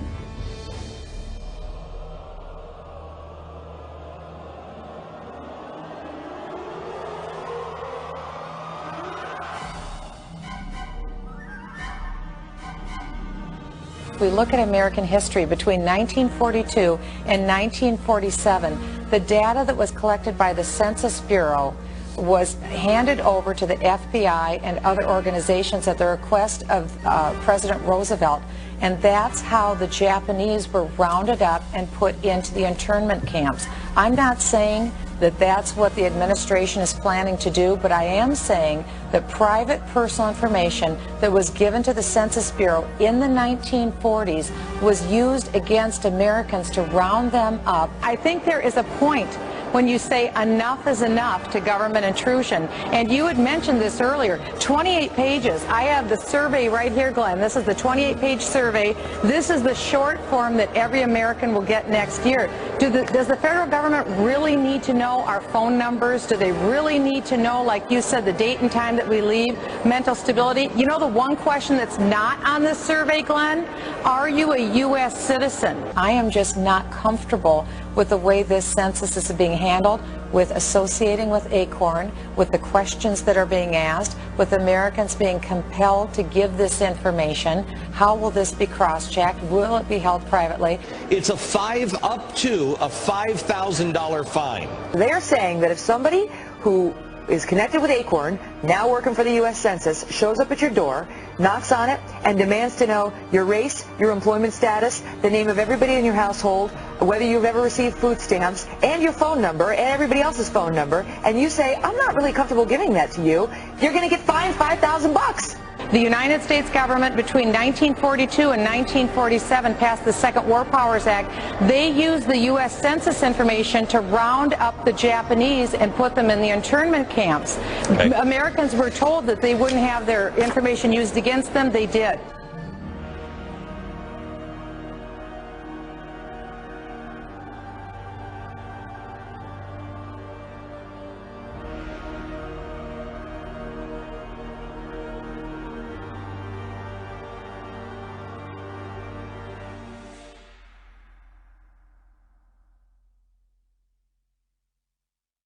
Well, one of the things that we're fighting here in Oklahoma City, we have a radio show called Radio Free Oklahoma, and we try to get the information out about the upcoming swine flu vaccines.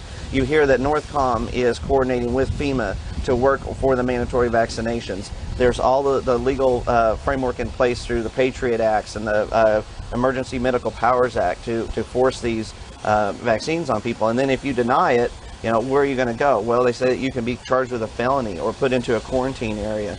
Now it's starting to come into view how these camps could be used. Well, today we're in a circumstance where the economic and the political dynamics are pushing America and the whole world into a crisis dynamic. This crisis is being created through the process of sustainable development policy. Several things are occurring. One is that our system of justice is being changed. We're shifting from equal justice, where every human being has certain unalienable rights to life, liberty, and property, etc., to a system of social justice where no one has any such right, but where people are judged based upon the group that they're part of. Previously, there have been several reports, such as the MIAC report in the state of Missouri, but this is the first time that a report such as this actually named individuals. Once you label someone in a derogatory manner, an extremist, a potential militia member, terrorist, whatever term is used, for some people the moniker will remain. Before you can persecute people, before you can incarcerate large numbers of people, you have to marginalize them. You have to create the image that these people are dangerous to society, or they're extremists or radicals, call them what you will, but marginalize them from the mainstream of society so that at that point the rest of society will accept the persecution that might result upon this group. It's been an age-old strategy that's worked in every totalitarian regime in the history of the world. And that's why we're concerned here in the United States when we see this kind of marginalization going on about people who voted for Ron Paul or people who voted for Chuck Baldwin. Why are they being marginalized? Why are they being singled out as a potential danger to society? And I think it's shades of the strategies and tactics of totalitarian regimes in history past, and that should never happen in this country. The people in Washington, D.C. haven't represented what was on the American people's minds for a long, long time. They are the most disassociated, discombobulated, disconnected people on this planet. And they necessarily had to do that for all the violations of the Constitution that they've done. Just how far are you willing to go before you stand up and say no more to the federal government? Our founders actually intended for the federal government to be very small and limited, and that most of the service of government was to be done in the states. And so I think there's probably a growing conflict between states and the federal government. And I think there's some really good reason for the federal government to be concerned right now, because I think there are a lot of people in the United States that are beginning to say, where are we going to draw the line in the sand and say no more to the federal government?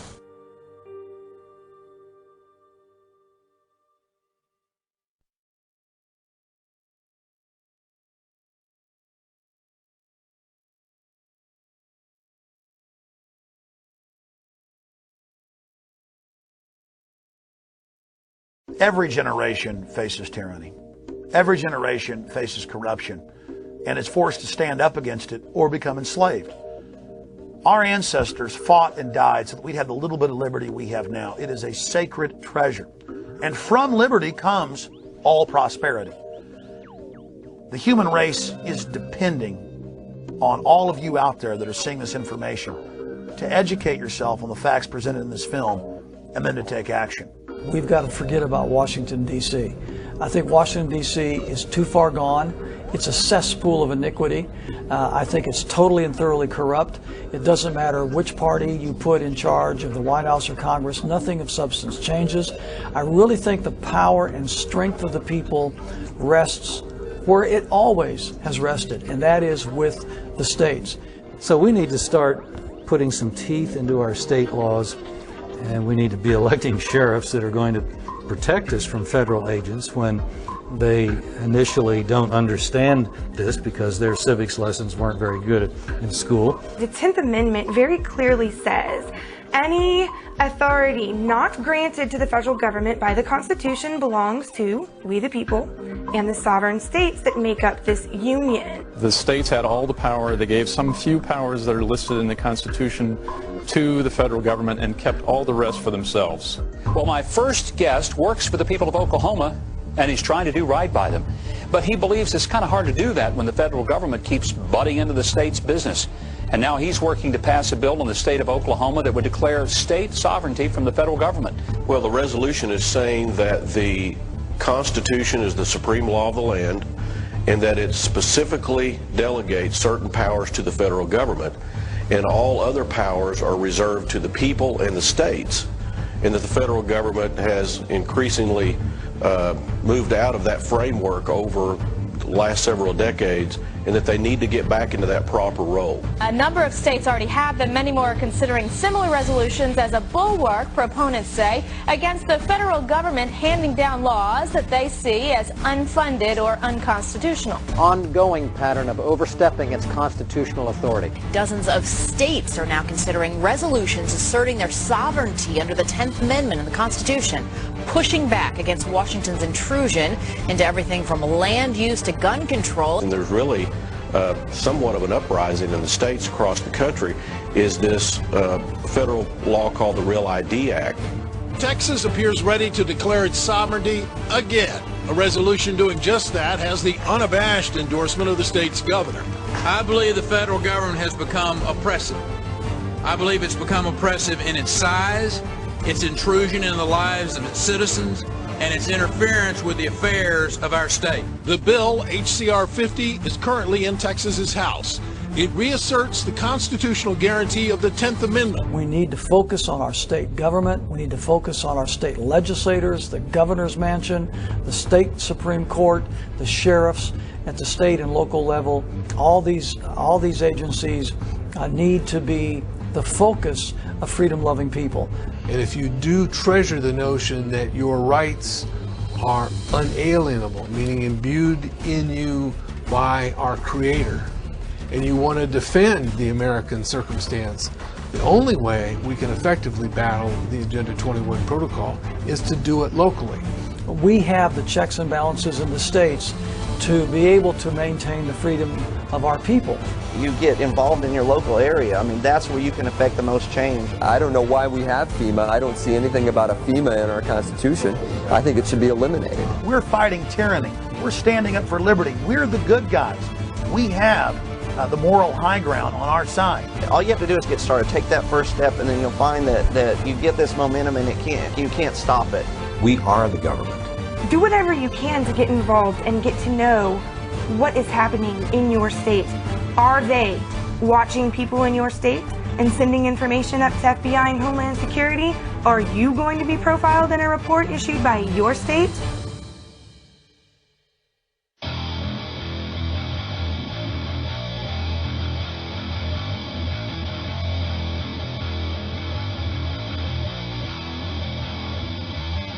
Just be alert, study your Constitution, learn all you can. I think there's certain basic organic documents that you need to become familiar with.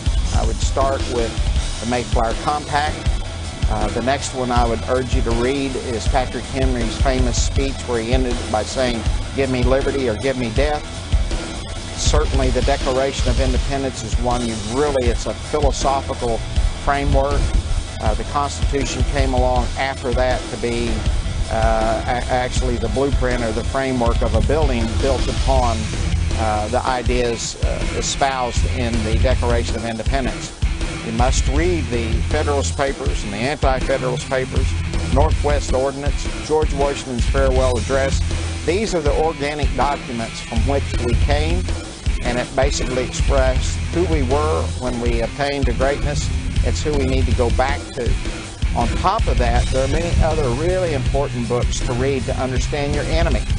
And I would suggest The Shadows of Power by James Perloff, Creature from Jekyll Island by G. Edward Griffin. Another one actually written by one of the enemies, in my opinion, is Carol Quigley's Tragedy and Hope. So read those books, study and all to know what we are, but also equip yourself with understanding of who your enemy is, because we're in a struggle for our future at this point in time.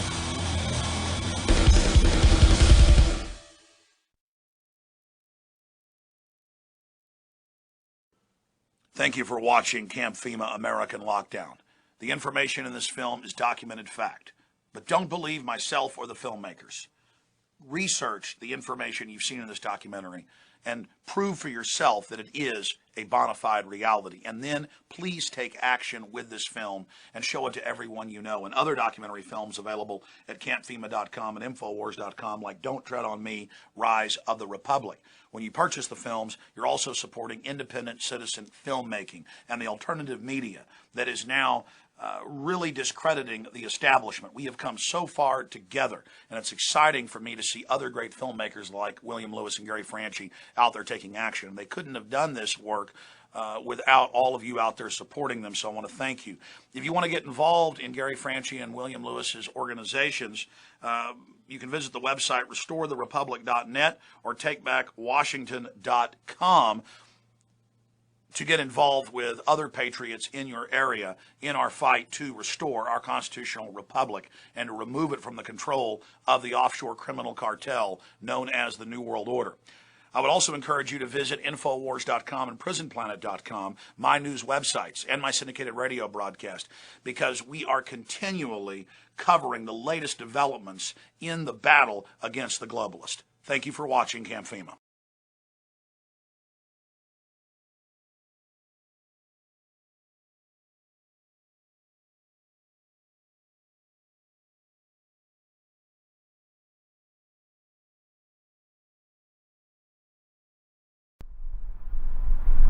And the American people have awakened.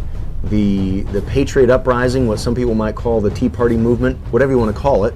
And when the Patriot Uprising occurred, it really occurred and gained steam because the American people got fed up. In the last 20 years, we've seen an acceleration away from our Constitution and Bill of Rights and towards absolute despotism.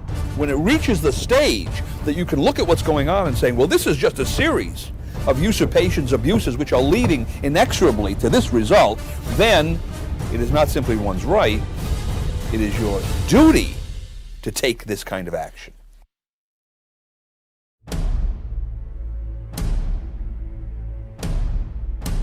And I sincerely hope that enough people have crossed that personal line in the sand where they will join forces with the rest of us so that a small number of us are not required to use force and use of arms.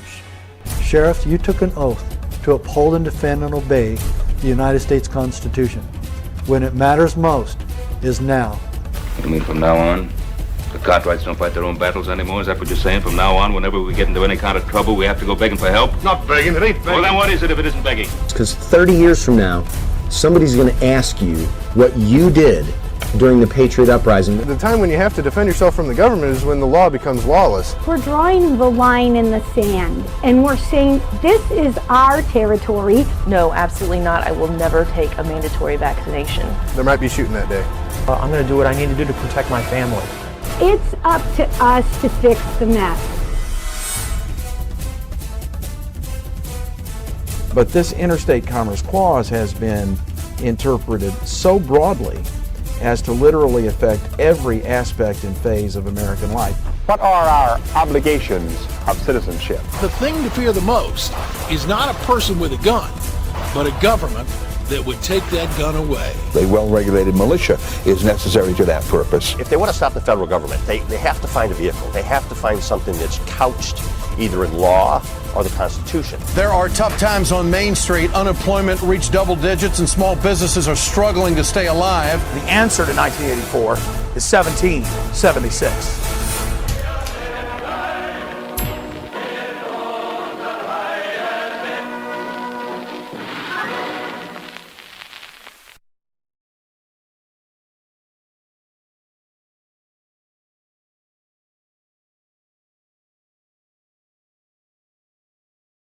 Fox News has confirmed that Northcom has a proposal sitting on the desk of Secretary of Defense Robert Gates that would authorize the military to back up FEMA should there be an H1N1 pandemic. Right now, about 3,000 cases of H1N1 across Florida, about 30 deaths, but the chief of pandemic planning for the state of Florida said things could get a lot worse. In case the government asks FEMA for help, the government will be ready there with the military, we're told. The acting head of the CDC said he fully expects deaths from this infection. We are closely monitoring the emerging cases of swine flu in the United States. And once he declares an emergency, he can authorize non-healthcare licensed personnel, read that to mean police, to vaccinate people against their will. Now, can they force adults to take vaccination? No. They will incarcerate adults without a trial, without charges, without even a search warrant, who refuse to be vaccinated. This is obviously a cause for concern and requires a heightened state of alert. There have been 2 more H1N1 related deaths in Rhode Island. 36 children have died from the virus. 76 children have died from the H1N1 virus since April. The government now believes roughly 8 million children have come down with the virus. The infection is spreading. Well, stockpiling vaccines, closing schools, and letting government employees work from home. Prepare, don't panic. They say the best way to prepare is to have your family vaccinated. The vaccine appears to be safe. The Obama administration is considering implementing a new fall vaccination program against the flu. Composed of mercury, and it's been proven to cause not only Guillain-Barré syndrome, but also autism. President Obama has now declared the H1N1 virus to be a national emergency. The White House says the president signed his proclamation last night. It will allow medical officials to bypass certain federal requirements. To ensure that we have the resources we need at our disposal to respond quickly and effectively. The bill gives the Public Health Commissioner the discretion to respond to an outbreak like the kind going on in Mexico. to close or evacuate buildings, enter private property, isolate or quarantine people. The idea there that we're going to forcibly quarantine people is absolutely absurd. They even allow authorities to forcefully enter the homes of citizens suspected of having the virus. The following area is now a military quarantine zone. Please do not attempt to leave your home. Mobile vaccination units are standing by. I believe that the threat of martial law and FEMA camps is a real threat. I believe that our administration and the prior administration has been setting this country, staging the country to pave the way to martial law by creating pandemic scares or whatever it is to induce this hysteria. A pandemic means in multiple regions across borders. If you have one person who's sick in Mexico and one person who's sick in the United States, they can declare a pandemic. But in the people's minds, it conjures up the image of an epidemic, which is in one nation, but generally is associated with widespread numbers of illnesses and deaths. Pandemic scenarios are a convenient and effective way of carrying out mandatory vaccinations and for making the realization of mandatory quarantine camps a reality. The World Health Organization is holding emergency meetings and may declare a worldwide pandemic. At that level, trade could be restricted, sports events and concerts could be canceled, and borders could be closed. They can show up at your house and say, this is a quarantine area and you have to leave. And if you say, no, I don't want to, then you're subject to arrest and deportation to a detention center, where then they'll say you need to be inoculated. And if you say, I don't want to be, you can be forcibly inoculated, just like under the Freedom Commission, they're talking about education. And it's quickly getting to the point to where if you choose not to inoculate your children, they can have legal sanctions against you. The basic problem here is that this is just makes a mockery of freedom. There's a lot of what if going on here as well. You know, Absolutely. what if gun control? What if martial law? What if they disrupt the chain of command? Is there any proof on either side of anything going on? Absolutely none whatsoever. Today in New Orleans, they got a lot tougher on the holdouts. Police department, anyone home? Not only the flooded areas, but New Orleans' driest and wealthiest neighborhoods too. Police department! The police and National Guard going street by street, house to house. We need to make sure, too, that whenever we knock on the doors, people refuse to leave. We need to make note, call it in. So they say, but we want to stop these things before they happen. But at the same time, the question has to be asked, are they planting seeds in people's minds that these things could develop when really there's no likelihood that any of this is going to happen? Sometimes entering open houses with guns drawn and instructions to disarm anyone inside. You say guns will be taken? No one will be able to be armed. We will take all weapons. That happened today in this wealthy neighborhood where homeowners had armed themselves to protect their mansions. Residents were handcuffed on the ground. They were a little bit threatened because our weapons were bigger than their weapons. For many of the police and guard troops, it is an uncomfortable job to do this in an American city. Well, I don't want you in here. We're not going to do that. I don't want you in here, period. But there's a mandatory evacuation. I know all about it. All of a sudden, they were banging on the front door, the side door, and the back door. They said, let us in. Patty tried to explain. She was on dry land, she had plenty of food and water, and didn't want to abandon her dogs. But it didn't matter. If you see 6 or 8 police that look like linebackers pushing you in a corner, you're in shock. I'm saying, look at all my food. I got plenty of food. They kept pushing me back, and ended up like this. Well, Patricia Coney's protests were to no avail. They moved her out of there.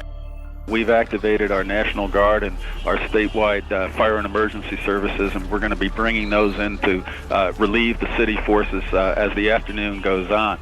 Also in Massachusetts, the legislature is acting rapidly on a bill updating what the state can do in a public health emergency.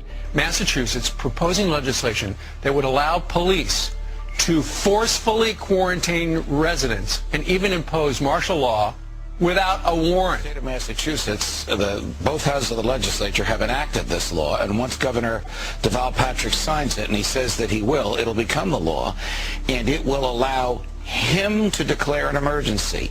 And once he declares an emergency, he can authorize non-healthcare licensed personnel, read that to mean police, to vaccinate people against their will. Now, can they force adults to take vaccination? No. They will incarcerate adults without a trial, without charges, without even a search warrant, who refuse to be vaccinated. This is what the statute authorizes. It also authorizes the statute also authorizes the police to remove children from adults, vaccinate them against the will of the child and the will of the parent.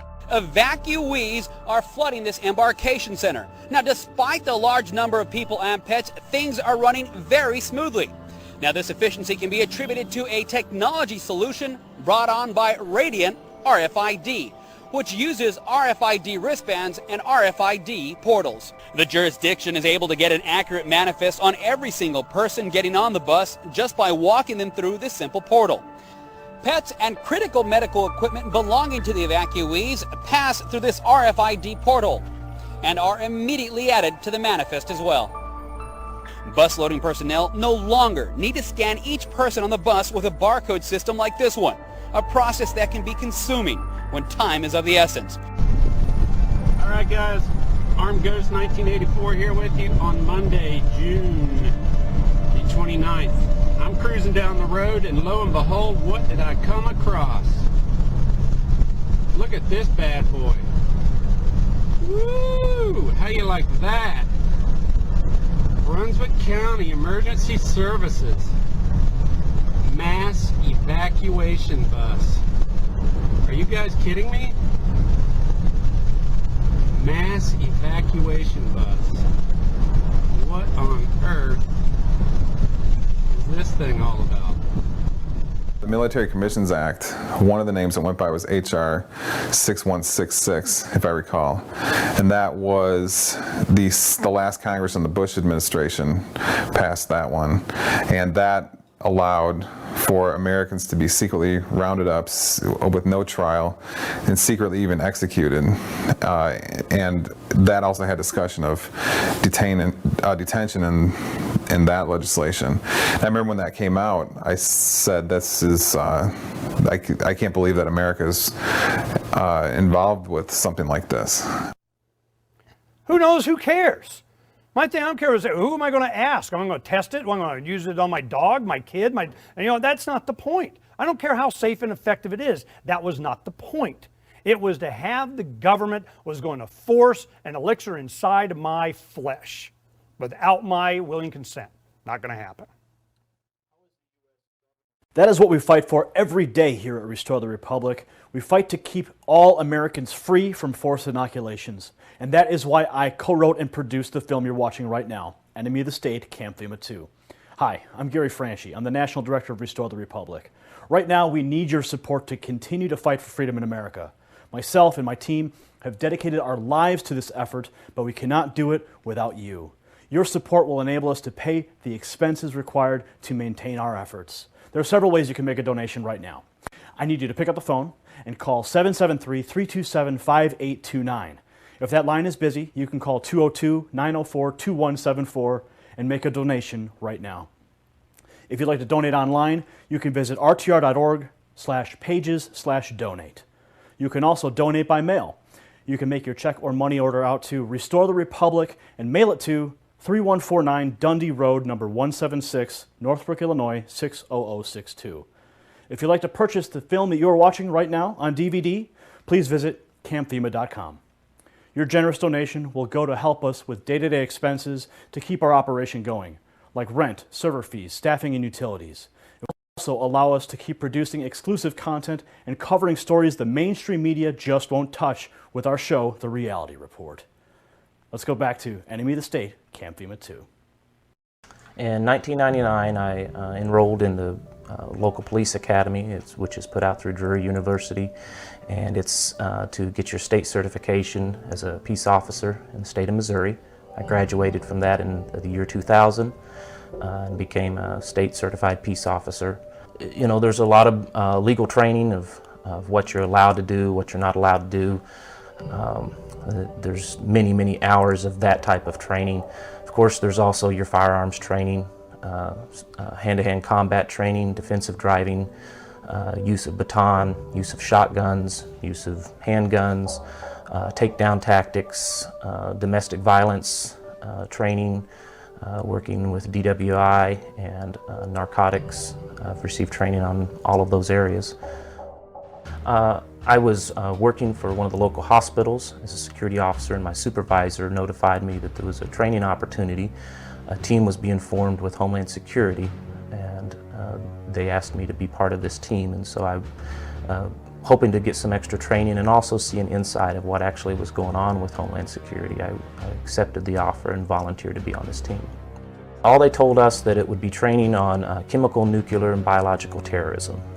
We've been taught for several years that nuclear, chemical, biological agents and effects are out there by several of our enemies to use at any given time. They showed a lot of slides of police officers or firemen dealing with a chemical fire or dealing with some type of chemical spill.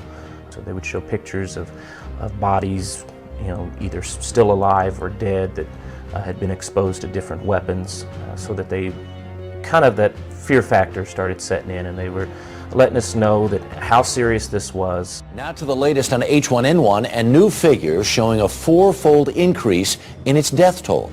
Well, stockpiling vaccines, closing schools, and letting government employees work from home. Desperate times now calling for desperate measures in the Sunshine State. Florida health officials preparing for 5 million possible swine flu cases. Primarily, our job as law enforcement would be to remove the people from their homes. They told us that there would be usually the city buses or school buses would be brought into the neighborhoods. We would go door to door in teams, and we would evacuate the people from their homes and take them to a decontamination area. They told us that this would be a rough thing for us to do, that we needed to prepare ourselves physically and mentally for the fact that we are removing people from their homes, that a lot of people aren't going to want to go. They may not realize that there's some type of danger out there, they told us, and that it would be for their greater good for us to take them to these decontamination areas for their safety. So we talked about having to actually go door to door, knock on the door, explain to them what's going on, that they need to come with us so that for their safety, so they can be decontaminated because they may already be exposed. And they told us that, you know, people aren't going to want to leave their home, but this is not an option, that once the orders are given that a mass evacuation must happen, it has now become law. If you've been diagnosed with probable or presumed 2009 H1N1 or swine flu in recent months, you may be surprised to know this. The odds are you didn't have H1N1 flu. In fact, you probably didn't have flu at all. We were told that takedown tactics would be necessary. Some of these people will not go willingly. We must take them down. Of course, they brought out, most law enforcement are familiar with the zip tie handcuffs, the plastic zip tie handcuffs, and that's what we would be using because they're cheap and easy to use. And take someone down, handcuff them, remove them out of their home, and place them to the bus that would be awaiting on the street to take them out. They also talked to us about the fact that a lot of homeowners have a weapon in the home, especially in this area. I mean, this is southwest Missouri, so there's a lot of, it's a fairly gun-friendly state, and they warned us about that there's going to be homeowners that may have a gun in the home or may have a gun on their person. So be prepared to use tasers, pepper spray, and possibly even lethal force. But there were 4 of them with rifles and holding on us with our hands in the air until they got in our boat. So they got on the boat and they asked us, do you have any loaded weapons? Yes, we do. They're in the 2 back compartments. Wayne went to show them where the gun was. And he screams, "Don't touch it, don't even move, I'll get it." We've removed them from their homes. We put them on a bus. The bus goes to a designated quarantine area, which might be the local hospital, it might be a local church, might be the local school or local community center. The buses would pull in, there would be armed security already there. We would remove the people off of the buses and they would get in a line in front of that tent, and that's where they would go in to be decontaminated. Local, state, federal, and private agencies, they are all taking part in a week-long domestic emergency response exercise. They're testing their ability to respond to multiple disasters in the Chicago area. Our job would be to go around the building, find every exit, and make sure that it's secure with chains and padlocks, so that there would only be one entrance and one exit only. You're looking at behind me is the triage area that is being set up to deal with the victims. The people get off of the buses, we line them up. Then they told us, and this was the part that really started bothering me, that before they can enter this decontamination area, they must be stripped naked so that they could be decontaminated. And they said that, people are not going to want to do this. It could be snowing outside, it could be sleeting, it could be raining, it does not matter. They must be stripped down naked. An officer on either side of the line, right at the entrance of these tents, armed, ordering someone to remove their clothing. If they did not remove them, they were taken to the ground, handcuffed, and the clothing would be removed by force. So they're stripped down naked, possibly handcuffed, and then it's inside of that tent is going to be like an assembly line of sorts. You've got 2 or 3 different stations. The first one, they come in and they hose them down. Now, everyone working in this, and these are going to be your medical staff and your first responder staff, and they're in moon suits, non-rebreather moon suits. They hose them down. They have large scrub brushes, and this is something afterwards we did in training of how to do this. You'd have a bucket with soap and water, and they would clean you down. They would go to the kind of move you down to the next person, and they would rinse you off. Next person would dry you off, and then at the end you would receive a vaccination. They specifically told us that there would be, most likely in every scenario, there would be vaccinations given, because they don't know what you may have come in contact with. Now, did they go into detail of what that vaccine would be? No, they did not. But they did say that there would be vaccinations, and then they would receive clothing, which most likely would be some type of jumpsuit or hospital-type scrubs like you would see at a jail. They are given those, and then they're escorted inside the building where they will stay. That they would be there until released by the local government, or they would be there until they would be removed to transfer to another more secure facility. They didn't go into detail of what type of more secure facility, but I guess you could use your imagination of what we're talking about. And I'm sitting there and I was trying to figure out, I'm thinking, why the vaccinations? I mean, there could be some things if it was a pandemic virus. Maybe I could see that, but most vaccines need to be given before you're exposed to the virus for them to work. You don't get the flu and then get the flu vaccine. It usually doesn't work that way. It's usually beforehand that you have to get it. But they said several times that at the end of this decontamination line, you would be given a vaccine, you would be given clothing, and then taken into the quarantine area.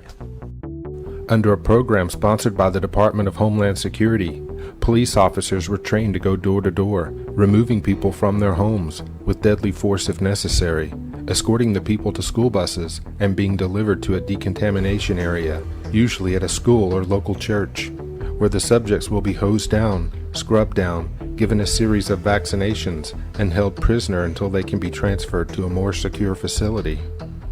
The Department of Homeland Security has these programs embedded in the policing communities across the United States, just waiting for orders to be given. First of all, there is no constitutional validation for rounding people up, detoxing them, mandatory vaccinations, and then sending them to secure facilities. I mean, that whole description is exactly what they did to the Jews during the Holocaust. I mean, we round them up, we, give them group showers, we give them mandatory vaccinations, and, at the end of that tour, they put you in ovens. I mean, waiting until you're walking into the oven, that's too late to complain. If you didn't complain a lot sooner than that, I mean, you lose. Months before the swine flu vaccine was even released, we were receiving reports from across the United States that public schools were forcibly inoculating school children with the seasonal flu vaccine, telling parents it was the law. They're doing vaccinations in the schools, there are clinics in the schools, there are nurses in the schools. When parents went to court, they found out that it wasn't the law, and the schools then backed off saying, oh, it was just an accident. Now we're seeing a replay of that, where schools across the United States, from Kentucky to New York, are forcibly inoculating children with the H1N1 flu vaccine, even when their parents have instructed them not to do so. And again, when the schools get caught, they say, oops, we made a mistake. What's happening is, in years past, there's been a massive backlash against the hundreds of vaccines that are being pushed against the population. The Gardasil shot for supposed cervical cancer, the MMR, the rising rates of autism from 1 in 25,000 20 years ago to 1 in 96 today. And so because there is this big backlash, they're hyping the H1N1 really as an excuse to try to set the precedent to forcibly inoculate the population. That's what's really happening here. The main thing that we looked at, all I wanted to know was, can Arizona use legislation in some way to forcibly inoculate an individual resident? That's all I wanted to know. Where is that information? Finally, we did get a call. I got a call at home, as a matter of fact, from a representative from the Arizona Department of Health. And what they said was, they go, yes, there is a plan. And they finally gave me on the net where it was. So I went there and I started looking at it. What they had done is they had a mechanism in place waiting for a declaration of emergency from the federal government. At this time, you remember that the World Health Organization was giving us the highest rating. The entire planet was going to fall ill. Well, that didn't really happen. It was just a trigger for the national government here in the United States to declare a national emergency. That triggered the ability of the governors to be able to declare a state emergency that would enact a bunch of provisions in this plan. Well, part of this plan is that they would have forced inoculations. We preempted it by going out and doing a lot of video, talking to a lot of people, and making sure that we were in support of the first responders not being inoculated, support first responders that say no to mandatory shots. So one of the things that we wanted to make sure that we understood was, what mechanism were they going to use to be able to have some kind of an excuse to strap you down and give you a shot? Well, we found it. What they did is, in place, as there already is for extreme DUIs, people that are alcoholics and drive automobiles, they have a court system and a treatment system in place, to where you go to the court system and a judge can order treatment. Well, that court and that medical care is what they were riding on in order to be able to have a mechanism of people in white lab coats to be able to give you a shot. Well, in the legislation, it said, those that choose to refuse being inoculated for religious reasons can do so, but they have to get on the bus. You have to be quarantined from everybody else that's going to get their shots. And if you don't want to get a shot, not a problem. Get on the bus. This gives them the ability, one single unelected official gives the ability to strip you of all of your rights. You can be taken into custody for purposes of treatment or examination. You can be forcibly vaccinated against your will. I mean, the cops would come to your house, take you away, and people would forcibly vaccinate you. You could be put into isolation or quarantine at one of these facilities, and like they said, there's no big sign out front that says FEMA concentration camp. Well, interesting, what else the vaccination could do is they could chip you. They could put in that vaccination, they have chips so small that they can go inside those vaccinations. That could be another thing they could be doing, is saying, oh, we want to give you this N1H1 vaccination to save you from some disease, but really they're doing is they're chipping you without you knowing it. I don't know about you, but one thing I will refuse is to be chipped. But if you look around today, would you believe that there are actually people volunteering to be chipped? Hi, I'm Gary Franchi. I'm the National Director of Restore the Republic and writer and producer of the film you're watching right now, Enemy of the State, Camp FEMA 2. If you like this broadcast and would like to see more like these, we need your support. Day in and day out, we work very hard to educate and activate Americans to the issues you find in this film. Through our website, through our video reports, our work has reached millions of people, but it will not continue without your support. There are several ways you can make a donation right now. You can pick up a phone and you can call 773-327-5829. And if that line's busy, you can call 202-904-2174. And people are standing by right now to receive your donation. If you'd like to donate online, please visit rtr.org/pages/donate. You can also donate by mail by sending a check or money order to Restore the Republic, 3149 Dundee Road, number 176, Northbrook, Illinois, 60062. If you'd like to purchase the film that you're watching right now on DVD, you can visit campfema.com. Please consider helping us to cover the expenses associated with producing this kind of content and providing an online home to over 27,000 activists. Again, visit rtr.org/pages/donate to make your donation right now. Enjoy the rest of the film, Enemy of the State, Camp FEMA 2. There's a lot of people out there that may be critics of the Marines actually doing training in American cities. You know, the posse comitatus question and that type of thing. What are your thoughts on house-to-house gun confiscation, or if the Marines would ever have to do that in America? I really don't want to speculate on that. I'm a corporal in the Marine Corps. Posse comitatus applies to law enforcement, and that's not something that the Marine Corps is in the business to do. We are America's 911 force in readiness, especially in the 26th MU. We train on American soil in order to prepare ourselves to deploy into the rest of the world. The reason we're here is for urban training to use wherever we may need it. The federal requirements that are being waived for the H1N1 national emergency is the First Amendment to the Constitution, which is all about civil rights, life, liberty, pursuits of happiness, freedom of religion, and equal protection under the law. All of these are being trumped by this declaration of national emergency by the executive office, which actually follows suit with states' model state emergency health powers acts that have been advanced throughout the states to virtually do the same thing. The Model States Emergency Health Powers Act was presented to Congress in 2001. The purpose of it was to update public health laws, and it was right after the anthrax scare, and so bioterrorism was an aspect of that. The thought was that we needed to modernize our public health laws for, new considerations like bioterrorism. The purpose of it was to create a template for the states to give to the state legislators to update, modernize, or harmonize their laws. And of course, there was financial incentives added to that. As far as I can tell, most states have adopted them in full or in part.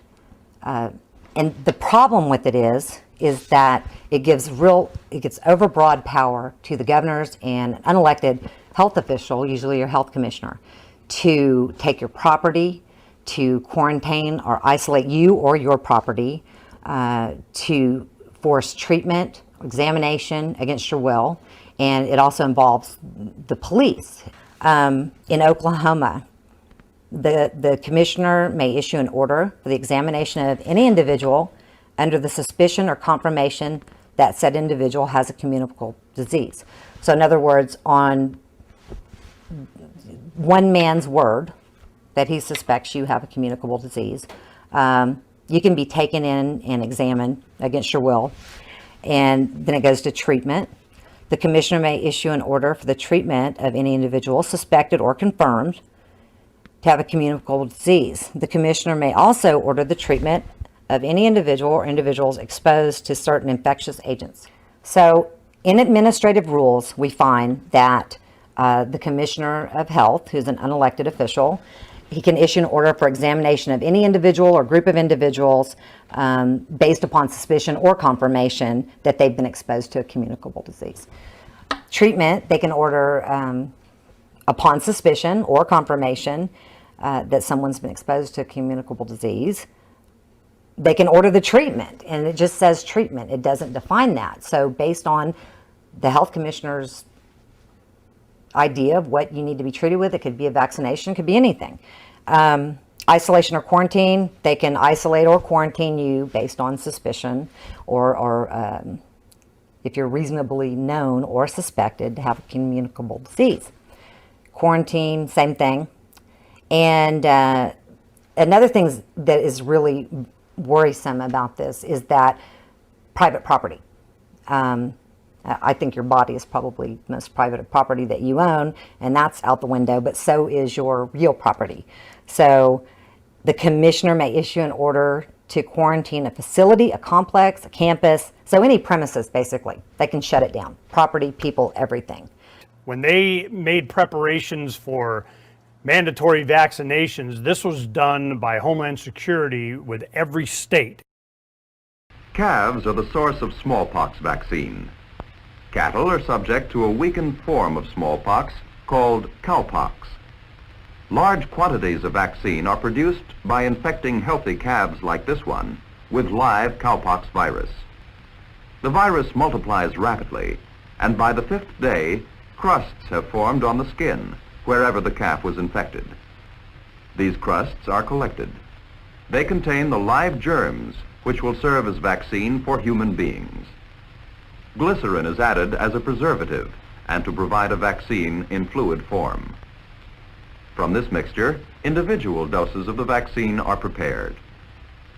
The vaccine may be supplied in a capillary tube like this and applied directly to the skin from the tube. The feds were already quietly hyping the fear in local governments in January of 2009, 4 months before the outbreaks began in Mexico. But even in Mexico, you only had a few deaths. Why was all this fear being generated by the mainstream media?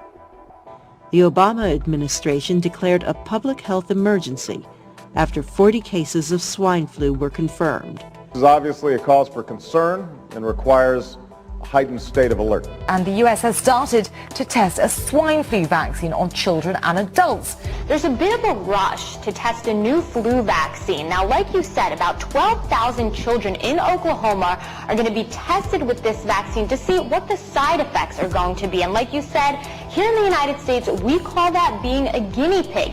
They basically use the scare tactic, which I call the Chicken Little theory. The Chicken Little theory is the sky is falling. They keep saying the sky is falling, the sky is falling. And the media, which is part of the problem, because the media is basically a spokesperson for the U.S. government. It tells the people whatever they want to hear.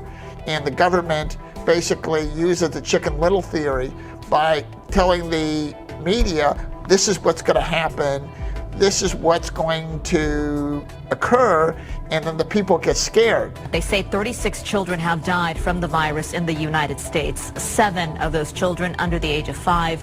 The average age, 9 years old. 76 children have died from the H1N1 virus since April, including 19 in the last week alone. We've learned that there have been 2 more H1N1 related deaths in Rhode Island. Today's numbers are about 4 times higher than what the CDC reported just 6 days ago. The government now believes roughly 8 million children have come down with the virus. In addition to the 540 who have died, 36,000 have been hospitalized. The Centers for Disease Control this past week quadrupled its estimated H1N1 flu virus death toll to roughly 3,900. More than 4,000 Americans have died after coming down with H1N1. U.S. public health officials say they are now moving forward aggressively, preparing for this flu epidemic to become much more severe. The acting head of the CDC said he fully expects deaths from this infection. all of the media hype and fear-mongering that we've seen worldwide associated with the pandemic of 2009-2002 with the H1N1 novel flu virus has been completely unwarranted. The regular seasonal flu kills over 36,000 people according to the CDC. There had only been a few deaths in the United States when a worldwide pandemic was announced. So you have to ask yourself, why all the hype? We're just hearing from CDC officials. Dr. Ian Schuchat said that they are seeing a decline in the number of H1N cases on the national level. In short, only a small fraction of cases that doctors flagged as most likely to be swine flu actually tested positive for swine flu at state labs. The vast majority of the cases were negative. A 4-year-old Rochester boy is recovering tonight after nearly dying after being vaccinated for H1N1. Now, the Centers for Disease Control says the H1N1 vaccine, like any medicine, could cause a serious allergic reaction. We've taken no shortcuts in terms of safety, and we're rigorously monitoring for any potential problems with the vaccine. You know, during this H1N1, that's one of the powers of the internet and information.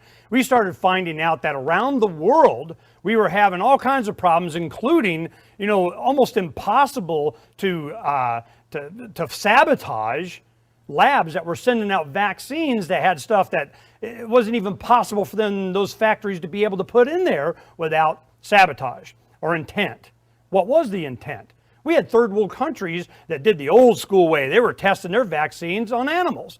They died. They went, whoa, wait a minute. So, you know, we got to think, Czechoslovakia for averting a worldwide pandemic? You know, all of these companies have been implicated throughout history, and if it's not the same ones, it's always a big one. It's always someone that benefits enormously from an outbreak of something. That if we can get just a few dollars from a few million people, we can start making some money. All this collectivized medicine, collectivized cures, collectivized prevention, that is the problem. It's just the mere philosophy that we can take care of the herd, and they think that way because they think of us as livestock. A new survey shows that 1/3 of British nurses have said that they will not take the swine flu vaccine because they're worried about the possible side effects. I know from talking to people in the research community, even scientists who helped develop the vaccine for smallpox are saying they're not going to take the vaccine and urging their friends and family not to take this vaccine either. Now, the swine flu vaccine from back in the 1970s, which is supposed to be pretty similar to the one that's being offered today, has been linked to a neurological disorder called the Guillain-Barré syndrome. Well, contained in the vaccine is a component called thimerosal, which has been proven, half of it is composed of mercury, and it's been proven to cause not only Guillain-Barré syndrome, but also autism in young children. All right, would you give it to your kids? I definitely would not. You would not, all right? And in fairness, I've talked to 3 doctors in 3 days now, and all 3 have said absolutely they would give it to their kids. They intend to give it to their kids. They're going to take it themselves, but you say no. I definitely would not. I've seen it devastate people with chronic fatigue syndrome, fibromyalgia, highly implicated, again, in autism. I think you're rolling the dice. It's a proven neurotoxin, has 25,000 times the level of mercury than would be considered toxic if it was a food or water. The military is expected to put together teams across the country to deal with a possible outbreak this fall. Did you hear that, Jessica? The military. I mean, they have some serious concerns about what's going to happen in the fall with this flu. Yep. Because we'll have 2 flus at once, obviously, regular old every year flu, and then this, pig flu. An H1N1. Yeah, in case the government asks FEMA for help, the government will be ready there with the military. We're told it's as health officials race to get vaccines ready. We are suffering the exact amount of tyranny that we're allowing.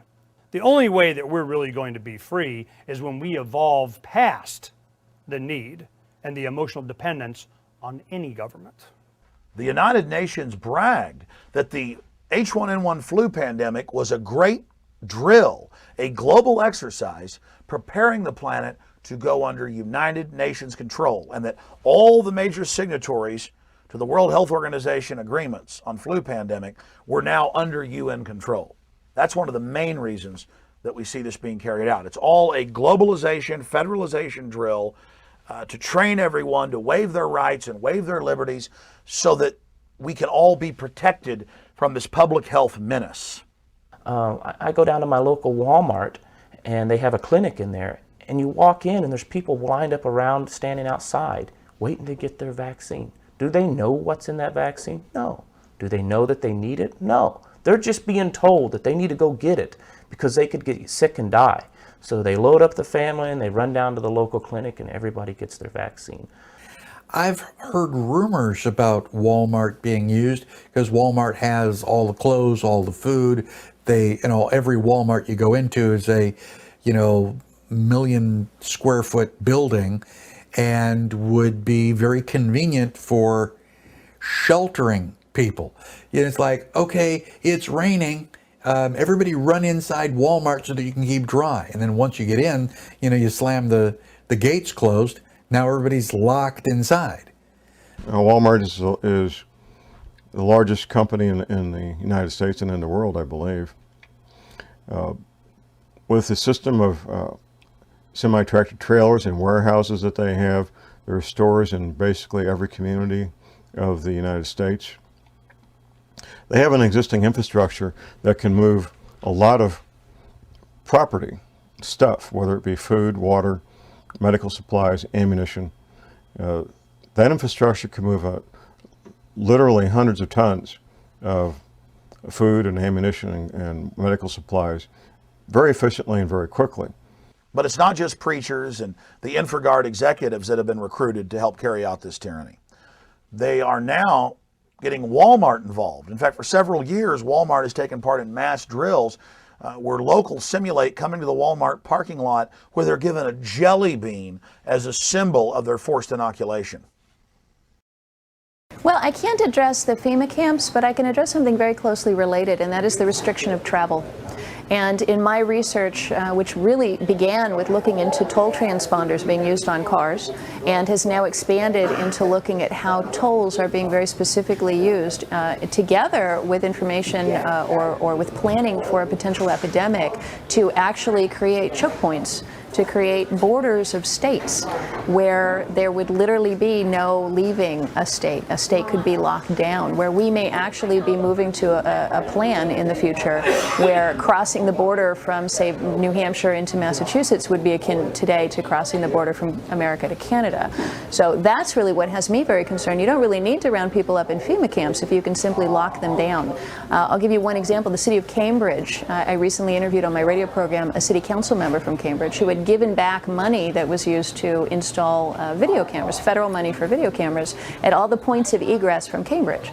And she said, why do we need this? And the answer was, well, in the event that we have to shut Cambridge down and keep people in, we need to know what the routes are out of the city so we can set up checkpoints and prevent people from leaving.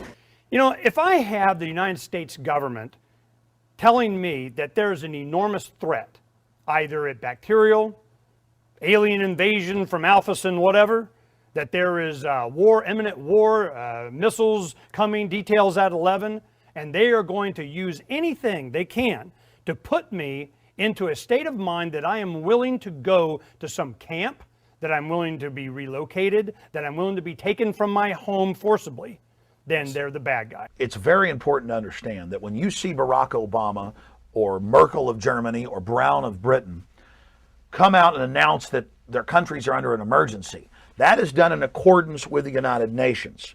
And that's done so executive orders signed by all of these countries can be activated, which supersede the rights and liberties of the people and allow quarantine, forced inoculation, mass arrest, lockdown of cities. Even states have passed laws to mirror the federal and international. Texas passed a law that during an emergency they can lock you up, make you wear a bracelet, make you go to a FEMA camp. We know through the clergy response teams, they're training pastors all over the nation to tell their flocks to take the inoculations, to go to the relocation centers. Well, what's the difference? What's the difference between Bush and Obama? Every wrong thing that Bush was doing, Obama has taken it to the 10th power and has accelerated it and made it worse. Was Bush a socialist? Absolutely. Was Bush a good president? Absolutely not.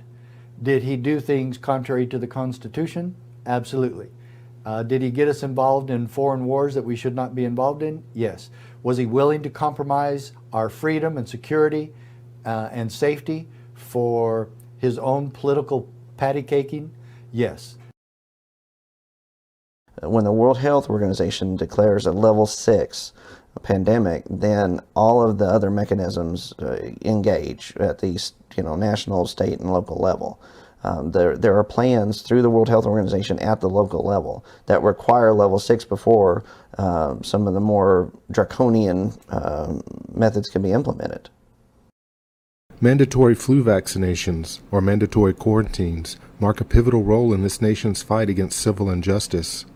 If a person truly has control over their own body, then how can any government force them to be inoculated against their will? With the simple declaration of a national emergency, the Constitution can be suspended indefinitely. Are no joke, and it's true the president can declare them for many reasons. What we're concerned about here is the potential for abuse and who would be targeted during an emergency. As you know, the National Guard has already acted in the United States against the Constitution and the American people by confiscating guns in the wake of Hurricane Katrina. And that is one of the many issues we work to bring to the forefront of the American people. Hi, I'm Gary Franchi, the National Director of Restore the Republic and writer-producer of the film you're watching right now, Enemy of the State, Camp FEMA 2. Right now, we need your support so we can continue to fight for the freedoms we hold so dear in America, freedoms that are slipping away by an unchecked government. Please visit rtr.org/pages/donate and click the button to make your donation online. Or you can simply call one of our phones. We're standing by right now to accept your supporting donation. The number is 773-327-5829 or 202-904-2174. Again, you can call 773-327-5829, and if that line is busy, you can call 202-904-2174. Your donation will go to help us keep our active social network at rtr.org home to over 27,000 activists. It will allow us to keep producing reality reports and documentary films that are reaching millions with the message of freedom and liberty. Again, the website to donate is rtr.org/pages/donate. If you'd like to own the DVD of the film you're watching right now, you can own it for only $14.95 by visiting campfema.com. Enjoy the rest of the film, Enemy of the State, Camp FEMA 2. I work over in this area, and it's an industrial park, so there's not many people around. One day I'm driving around and I see, hundreds of people walking down the sides of the road, and I was trying to figure out what was going on. Well, we ran into a police officer, and he said that they had evacuated people from Hurricane Gustav, and we were housing them here at the Lucent building. They all had their little bracelets on and stuff, and I guess if they weren't in by a certain time, they got locked out. So, and they had the portable bathrooms in there. They had the gate where they locked them in at night and kept everybody else out. For decades, there's been discussion about FEMA detention facilities and how they could be utilized. It was unclear how anybody could be rounded up because it was, assumed that everybody would resist on a mass scale. Well, now we're starting to see scenarios where people would actually demand that their friends and neighbors be rounded up. This is a new virus. It has skipped from one animal species to another. This has a little bit of bird, a lot of pig. It's in humans. It is new to most Americans.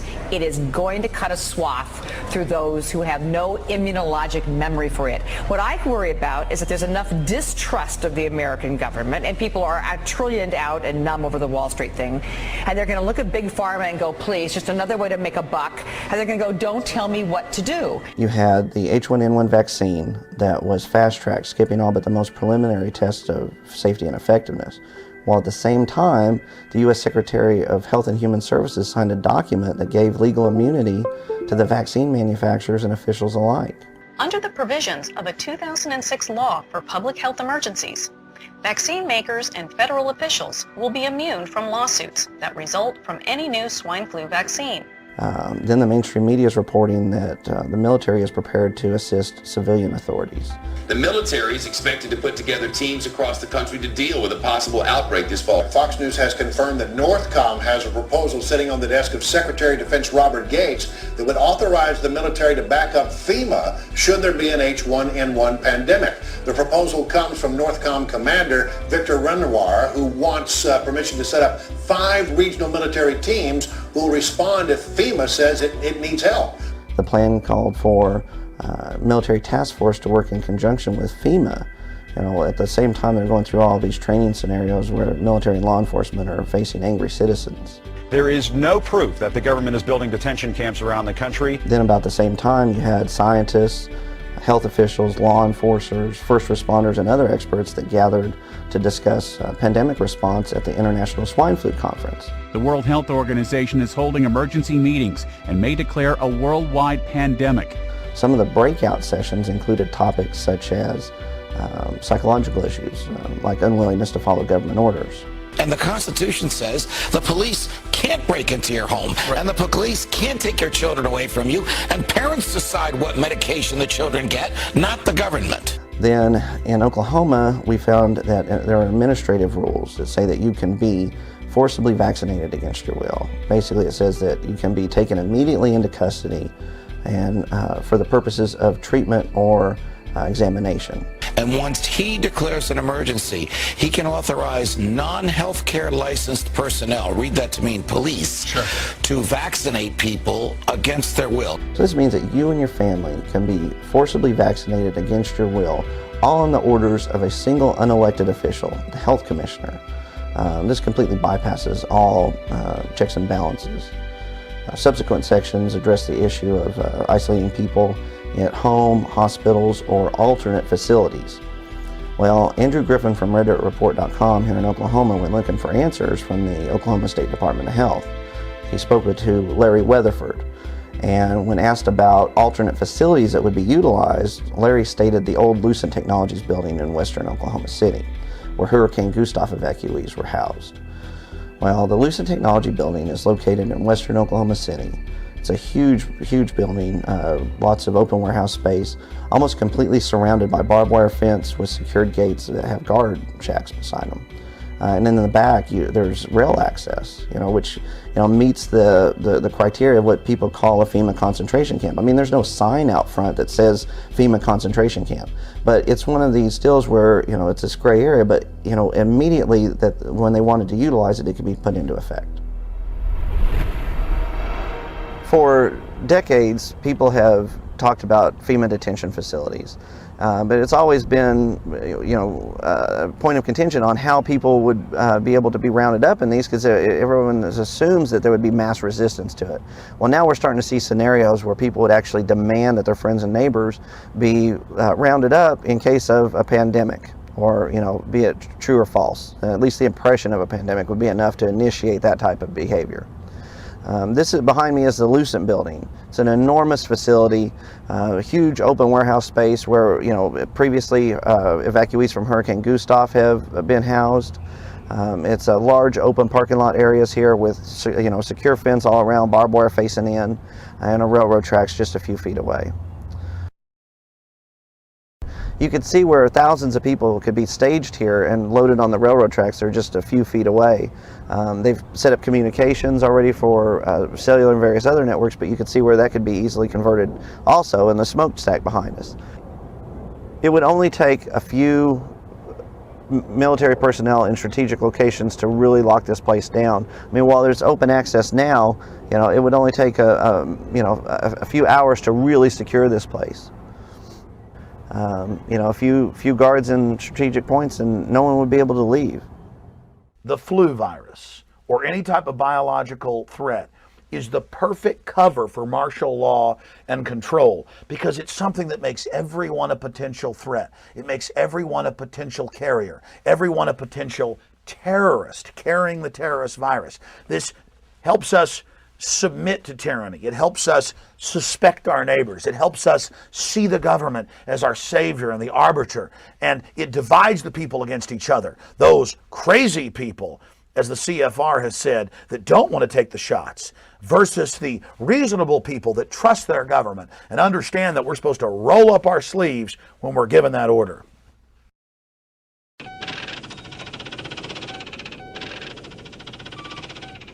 I don't know if it's true, but I've been told that 3 days without food, your neighbors are willing to steal from you. And 6 days without food, your neighbors are ready to kill you. Well, if we create the economic collapse and just wait for a week, we're going to have rampant theft, rampant, assault and murder. And, well, heck, that's clearly an excuse for the government to step in and reestablish law and order. The problem is they're reestablishing their law, their order, where they are in control, and any of us that, disregard a direct order are now shot and killed. When the economy first started to crash, we knew what was going to happen. There was going to be a government bailout, just like they did in the savings and loan scandal in the late 80s, early 90s. Here in Arizona, we took a hit. We could see the same thing was going to happen. We had really hot real estate. We had the bubble was inflated as much as it could go. They were building more homes than they had people that would even go look at them. There are many triggers to institute expanded unconstitutional federal and international control. And chief among those is an economic collapse. We already saw that in October of 2008 when the Congress wouldn't vote for unlimited money to be given to the very same private banks that had orchestrated the crisis. Secretary of the Treasury at the time, Paulson, went before a closed session and threatened them that martial law would be declared if they didn't submit to what J.P. Morgan Chase and Goldman Sachs were doing.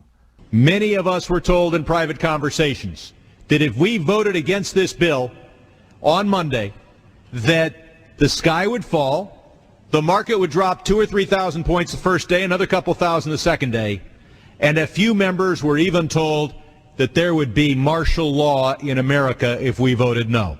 And now they're back to their same old tricks again, saying there's going to be a complete economic meltdown if you don't give us even more power and allow the very banks that engineered the last crisis power over all other financial institutions. As a senator, Obama supported the nearly $1 trillion Bush TARP program, which gave money to insolvent banks and Wall Street businesses. When his administration took over, Obama ushered in his own $1 trillion America Recovery and Reinvestment Act, 28% of which has been set aside for entitlements.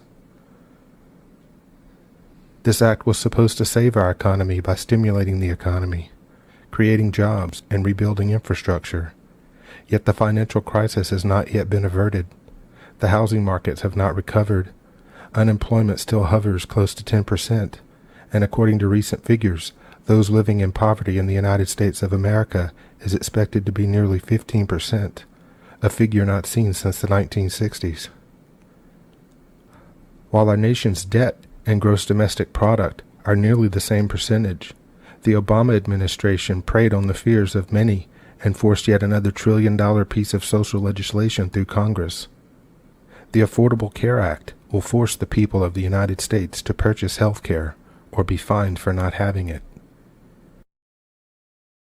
From my point of view, it's the health care, the Obama plan, mandatory health care. If you don't have health care, you're going to be given a $1,000 fine.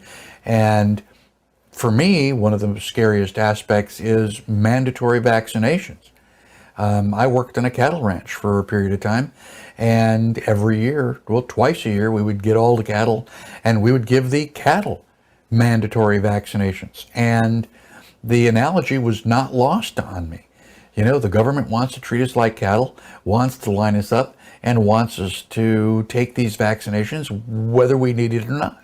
The way you get Americans into camps. You can't do, roundups won't be successful like they were in World War II Germany, where they first disarmed the Jews and then did whatever they wanted with the Nazi soldiers. They had an easy time rounding them up.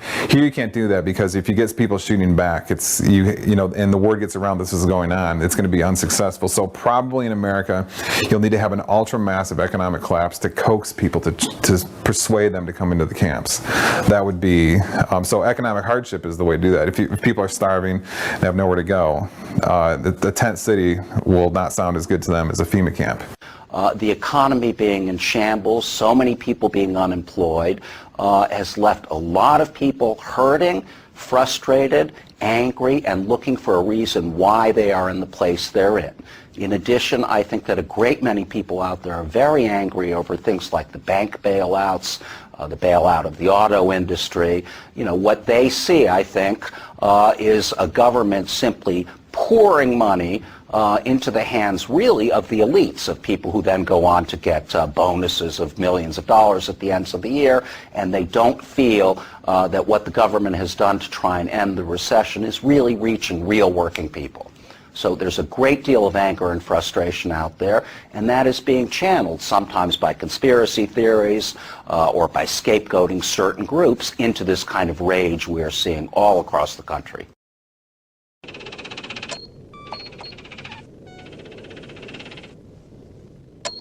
The most sickening aspect of this whole Homeland Security system is the fact that over 1,200,000 Americans are on the no-fly list. No judge, no jury, no witnesses. You don't know how you got on the list. You can't get off the list. It's the benchmark, the hallmark of a tyranny, that there are secret lists for dissidents. In spring of 2010, the Southern Poverty Law Center posted reports called Rage of the Right and Meet the Patriots on their website. Meet the Patriots profiles 40 individuals that the Southern Poverty Law Center sees as being at the heart of the resurgent patriot movement. Furthermore, our federal government, as well as the mainstream media, looks at the Southern Poverty Law Center as the ultimate watchdog for people that could potentially be domestic threats to our country's security. Has there been a rise in hate crimes, etc.? Well, there has definitely been a rise in threats towards the president, in domestic terrorism aimed at the president, and at hate speech essentially revolving around the idea that we have a black man and his black family in the White House. So that's undeniable. I mean, we've seen skinhead assassination plots, a guy who wanted to set off a dirty bomb at the inauguration, and a whole long list. Many of the cases you mentioned, like the man who murdered 3 officers in Pittsburgh, were also influenced by this anti-Obama atmosphere. In his article about the Southern Poverty Law Center, Chuck Baldwin states that the information and reports disseminated by Southern Poverty Law Center wind up in police reports and bulletins all over the United States, pointing out that the Southern Poverty Law Center probably played a big role in the infamous February 2009 MIAC report. An anti-tax demonstration is scheduled for downtown's Keener Plaza April 15th, but charges are flying that one of the organizing groups is an extremist anti-government group. The group is the Constitution Party, and they run candidates for, among other offices, mayor of St. Louis, congressional seats, and several statewide Missouri offices. But the Anti-Defamation League, the Southern Poverty Law Center, and at one point the Missouri Highway Patrol all labeled the Constitution Party an anti-government extremist organization.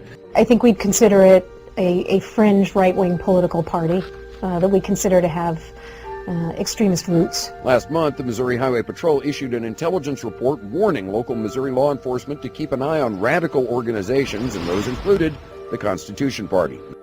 Several of those named in the 2 reports are veterans, former law enforcement officials, politicians, and even a couple of Fox News personalities. These are interspersed with a handful of independent journalists, including film producer Gary Franchi and militia members.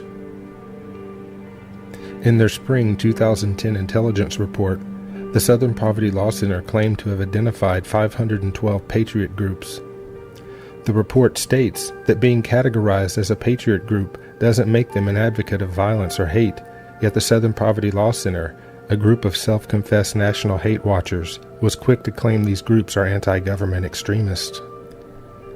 Founded by Morris Dees and Joseph Levin in 1971 for the purposes of ensuring the rights of minorities, The Southern Poverty Law Center claims to be an organization dedicated to fighting hate and bigotry and to seeking justice for the most vulnerable members of society. What would the Southern Poverty Law Center hope to gain by naming and profiling individuals in their Meet the Patriot report? Top-ranked Baldwin, Franchi, and others wonder about the possibility that the Southern Poverty Law Center is a front organization for Big Brother. These patriots are in the forefront, fighting for this nation's constitutional rights. The Southern Poverty Law Center seems bent on demonizing any American citizen or group who feels that the federal government is not adhering to this country's ultimate law, the Constitution. That FEMA, for instance, is running a secret series of concentration camps in order to imprison Americans, or that President Obama is secretly planning re-education camps for our children. Those kinds of ideas, certainly not in all cases, but in some percentage of cases, drive people to feel that they have to defend their kind of freedoms, their liberty, at the point of a gun. The Southern Poverty Law Center labels patriots as people who generally believe that the federal government is an evil entity that is engaged in a secret conspiracy to impose martial law. Specifically, where do you get proof, aside from some isolated incidents, that this is a growing trend across the country? Sure, fair enough question. I don't think it's at all isolated. We've got not only reports, all kinds of evidence of these groups actually doing training in the woods as they did back in the 90s. Completely overlooked by the Southern Poverty Law Center is information published in an article in the now-defunct Radar magazine. In the article, The Last Roundup, is government compiling a secret list of citizens to detain under martial law. Christopher Ketchum reports that the Continuity of Government program encompasses national emergency plans that would trigger the takeover of the country by extra-constitutional forces. In short, it's a roadmap for martial law. No one knows very much about the Continuity of Government program. Representative and Homeland Security Committee Chairman Benny Thompson and committee member Pete DeFazio sought to review the documents, but were denied, pressing DeFazio to go public, stating, "Maybe the people who think there's a conspiracy out there are right." Ketchum also talks about MainCore, a database that a knowledgeable source says contains information on 8 million Americans. Specifically, Ketchum quotes his source as saying, "The database can identify and locate perceived enemies of the state almost instantaneously. In the event of a national emergency, these people could be subject to everything from heightened surveillance and tracking to direct questioning and possibly even detention." Resurgent patriots understand that the definition of a national emergency remains rather vague. According to Department of Defense documents and past executive orders, it could be as simple as riots or natural disasters, to the more complex insurrections or nationwide opposition to a U.S. military invasion overseas. Resurgent patriots are also concerned with the warrantless electronic surveillance and spying programs, during which the federal government bypassed existing laws to data mine the communications of American citizens on U.S. soil. This information, along with information from other sources, gives the so-called resurgent patriots and patriot groups credibility, plausible reason for concern, and paints a sinister picture of the Southern Poverty Law Center, an organization out not to protect the most vulnerable members of society, but to suppress, degrade, and list anyone who openly questions the federal government's actions. The Southern Poverty Law Center is not out to protect people in the South who are poor. Their goal is to marginalize and label films like this and people like me for speaking out against abuses of power and for having a desire to see our Constitution and Republic restored. Hi, I'm Gary Franchi, Patriot number 9 on the Southern Poverty Law Center's Patriot Hit List. I'm also the National Director of Restore the Republic and writer-producer of the film you're watching right now. Every day we are under attack, whether it's from groups like the Southern Poverty Law Center or our own government, who is passing draconian legislation that removes constitutional protections. We need your support right now to fight these attacks. We don't have big banks or godless corporations to support us. We rely on the heart and soul of good Americans like you. There are several ways that you can make a donation right now. I need you to pick up the phone and call 773-327-5829. If that line's busy, call 202-904-2174 and make a donation right now. If you'd like to donate online, you can visit rtr.org/pages/donate. You can also donate by mail by sending a check or money order to Restore the Republic, 3149 Dundee Road, number 176, Northbrook, Illinois, 60062. If you'd like to purchase the film that you're watching right now on DVD, please visit campfema.com. We need your help to cover the expenses associated with producing this kind of content and providing an online home to over 27,000 activists. Again, visit rtr.org/pages/donate to make your donation right now. For the rest of the film, Enemy of the State, Camp FEMA 2. Another controversial report and more damage control from the Department of Homeland Security. The same department that issued a report suggesting returning war veterans were susceptible to extremist groups, also issuing what it calls the, quote, domestic extremism lexicon, end quote. It's like a dictionary with definitions for various extremist or terrorist groups and some definitions. Here's an entry: anti-immigration extremism. The Department of Homeland Security's definition: people who are, quote, highly critical of the U.S. government's response to illegal immigration and oppose government programs that are designed to extend rights to illegal aliens, such as driver's licenses and in-state tuition. Here's another one: single-issue extremist groups. According to the DHS dictionary, there are individuals who focus on a single cause, such as animal rights or the environment. They are also described as special interest extremists. But the reality is the Department of Homeland Security is supposed to be defending us against another attack from Islamic terrorism. That's the reason this department was created. And yet it appears to be the gang that can't shoot straight. And also, to me, it's missing its purpose. You went through all those different definitions of different types of extremists. Nowhere in that dictionary do you see the term Islamic extremist. It came to light last week that the state of Pennsylvania paid an Israeli-based company, the Institute of Terrorism Research and Response, $125,000 to compose a list of opponents of gas drilling and tax protesters to fulfill the State Department of Homeland Security federal mandate. When the matter was brought to the attention of Pennsylvania Governor Ed Rendell, he claimed to be appalled and embarrassed that his office was tracking and circulating information about legitimate protests. At a press conference, he made this declaration: "Let me make this as clear as I can make it. Protesting against an idea, a principle, a process is not a real threat against infrastructure. Protesting is a God-given American right, a right that is in our Constitution, a right that is fundamental to all we believe in as Americans." Well, unless, of course, you were protesting against the G20 in the governor's state last year.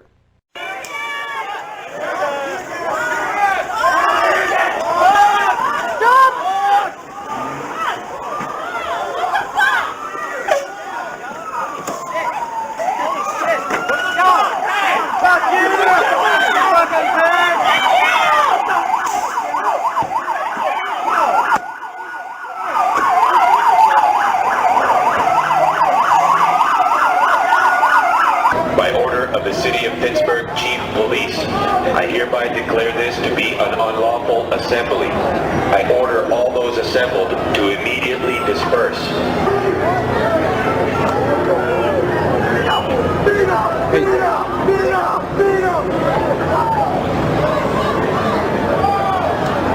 I think whenever you begin to look at what took place under the regime of Adolf Hitler, what took place under Mao's China and Stalin's Russia, and on, the pattern of before you can persecute a people, before you can incarcerate large numbers of people, you have to marginalize them.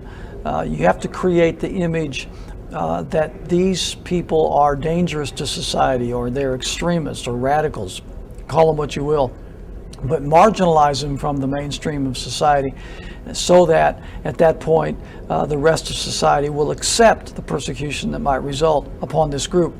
In June 2010, Enemy of the Constitution-loving Americans and MSNBC's Hardball host Chris Matthews did a piece on the Tea Party movement, Oath Keepers, Alex Jones, militias, birthers, and other patriot groups, referring to them as the New Right.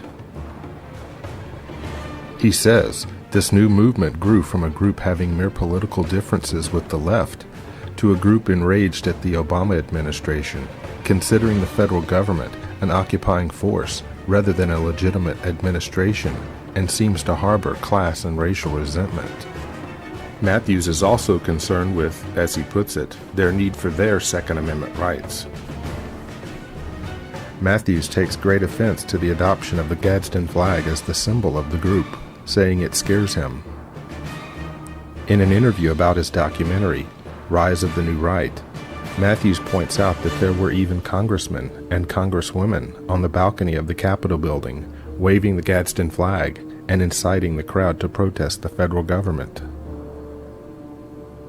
In the documentary, he takes his opportunity to point out the common thread running through these new writers, a fear that their personal rights are being threatened, their dislike of our nation's economic situation, government overspending, the huge national debt, and their dislike of what they see as America becoming. Matthews seems to forget that in the United States of America, we do have the right to be distressed, question authority, protest egregious acts committed by the federal government, and yes, to be armed. FEMA has been given the authority to declare martial law wherever they are deployed. And that is a very powerful authority, in that, as you should know, when martial law is declared, that your constitutional rights are dismissed. New questions tonight about an Army combat brigade being trained to deal with civil disturbances in the United States. The Posse Comitatus Act of 1878 generally prohibits federal uniformed services from carrying out domestic law enforcement duties, except in cases expressly authorized by the Constitution or an act of Congress. Critics say the brigade's training goes against one of the founding principles of our country, separation of military and civilian government. They've spent 30 months on the streets of Baghdad. Now the 1st Brigade Combat Team of the Army's 3rd Infantry Division is back in the USA. The Army Times reporting, quote, they may be called upon to help with civil unrest and crowd control or to deal with potentially horrific scenarios, end quote. May be called upon to help with civil unrest and crowd control. The question arises, why? And isn't that what the National Guard does? Infantry Brigade is designed to engage an enemy with maximum effective force and destroy it. That's not the sort of thing anybody wants to see in the streets of the United States. Almost 5,000 strong, the brigade is based at Fort Stewart, Georgia, under control of Northern Command. One of its specialties is counterinsurgency. This is a radical departure from separation of civilian law enforcement and military authority, and could, quite possibly, represent a violation of law. Historically, the posting is unusual. In modern history, Army troops have been used at extraordinary junctures. Under the first President Bush to contain the 1992 riots in Los Angeles, under President Lyndon Johnson in response to Detroit's 1967 riots, and in the grips of a depression by President Herbert Hoover to contain Army veterans demanding their bonuses. The United States of America were generally isolationists during World War II. Wanting to gain citizen support to get involved in the war, Lieutenant Commander Arthur McCollum drafted his 8-action memo in October 1940, the purpose of which was to provoke a Japanese attack against the United States, causing U.S. citizens to demand entry into the war. The actions caused the desired effect, resulting in the attack on Pearl Harbor on December 7, 1941. In March 1962, the Joint Chiefs of Staff drafted a plan to create public support for a war with Cuba. Operation Northwoods called for the CIA and other such groups to carry out terroristic attacks against U.S. bases and cities and implicating Cuba by planting false evidence. According to the records, the plans were never implemented, but they do bear a striking resemblance to the attacks of September the 11th, 2001. The official account of the September 11th attacks has been the source of ongoing debate for more than 9 years. The video and photographic evidence does not support the official story. That was not American Airlines! That was not an former Florida Senator Bob Graham stated that there was information that had not been made available to the public for which there are specific, tangible, credible answers, and that the cover-up led to the heart of the administration. The crisis of September the 11th saw a major shift in security and other legislation and has nearly single-handedly brought about the end of privacy in the United States. USA Patriot Acts 1 and 2 intruded on no less than 5 of the first 10 Bill of Rights. The John Warner Defense Act saw the end of posse comitatus. The Military Commissions Act saw the end of habeas corpus. And the Real ID Act, attached to an emergency appropriations bill, passed with virtually no debate.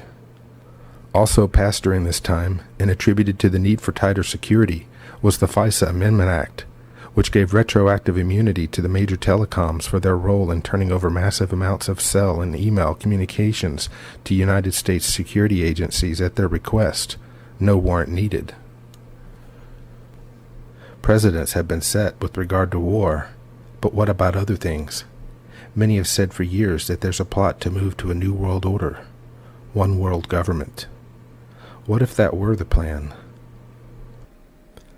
There have been several instances in the past where politicians and leaders have mentioned a plan for a new world order, but none so blatantly as England's Gordon Brown at the G20 summit held in London in April 2009. Brown summed up a portion of the meeting by saying, "I think a new world order is emerging, and with it the foundations of a new and progressive era of international cooperation."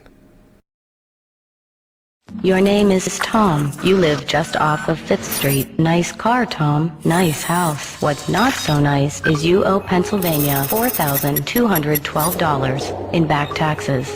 Listen, Tom, we can make this easy. Pay online by June 18th, and we'll skip your penalty and take half off your interest. Because, Tom, we do know who you are. It's not a stretch of the imagination. In fact, it's already beginning to happen where people are being given RFID chips so that we can, scan you. Now, they always try to present a good reason for doing that. Well, we'll have your entire medical history. If you fall down unconscious, the doctors will know who you are, what drugs you're allergic to. They'll be able to treat you more efficiently because they have all this information. Well, the opposite is also true. If the government has all this information on you, they can also manipulate you by the use of that information. You won't be allowed to get a job. You won't be allowed to buy food. You won't be allowed to, perform any economic transactions unless you have the government RFID chip and are approved. This is one of the things that people have been worried about for a long time. The technology now exists. In March 2010, the Obama administration declassified details about the Bush cybersecurity program. The program, initiated by National Security Presidential Directive 54, needs to evolve and become part of an even broader national cybersecurity strategy, according to President Obama. With the population concerned about intrusion, Obama has tried to assure Americans that the government will not monitor private sector networks and internet traffic. Yet part of the program is to enhance awareness of network weaknesses and threats on the federal level, to eventually include state, local, and even private sector. Wired reported what may be of the most concern, especially from an already over-intrusive government, is the need for government to define its roles in protecting private critical infrastructure networks. That infrastructure includes internet service providers, as well as telecommunications, banking, and other networks. It should be noted that the very governmental department that is responsible for cybersecurity, CERT, the United States Computer Emergency Readiness Team, has been found to have hundreds of holes within its own security system. In the report on the vulnerabilities, it states that the proper security measures have not been implemented on the mission operating environment that would protect data from unauthorized access, use, disclosure, disruption, modification, or destruction. It might be of interest to note that the agency, founded in 2003 and part of the Department of Homeland Security, is also considered a public-private partnership, like the Federal Reserve. What is really worrying about a group like the Oath Keepers is this is a group of people who are armed by the rest of society. In the case of police officers, these are people who sometimes have the power of life and death over you or me. And what that means is if these men and women are animated by ideas that are completely false, completely paranoid and groundless, you've got to worry about who they're going to see as the real enemy and what kinds of decisions they make in stressful situations. When you look at the Oath Keepers website, the core of it is this business about the orders they're not going to obey. And it starts out with a preamble, a quote from George Washington saying, you know, now is the time, or soon comes the time when it will be determined whether we're slaves or freedmen. Immediately after that, the Oath Keepers website says, presumably in Stuart Rhodes's words, that time is near at hand again. My friends, that time is at hand. Hi, I'm Gary Franchi, the writer-producer of the film you're watching right now, Enemy of the State, Camp FEMA 2. If you'd like to add this film to your DVD collection and watch it with your family and friends to help raise awareness for these issues, you can buy it right now for $14.95 at campfema.com. It's very expensive to create films like these, to produce our weekly reality report, and to host the number of websites that over 27,000 patriots call home. That is why we need your support right now, or else we're not going to be able to keep fighting for freedom every single day. Please pick up the phone and call 773-327-5829 or 202-904-2174 and make a donation right now.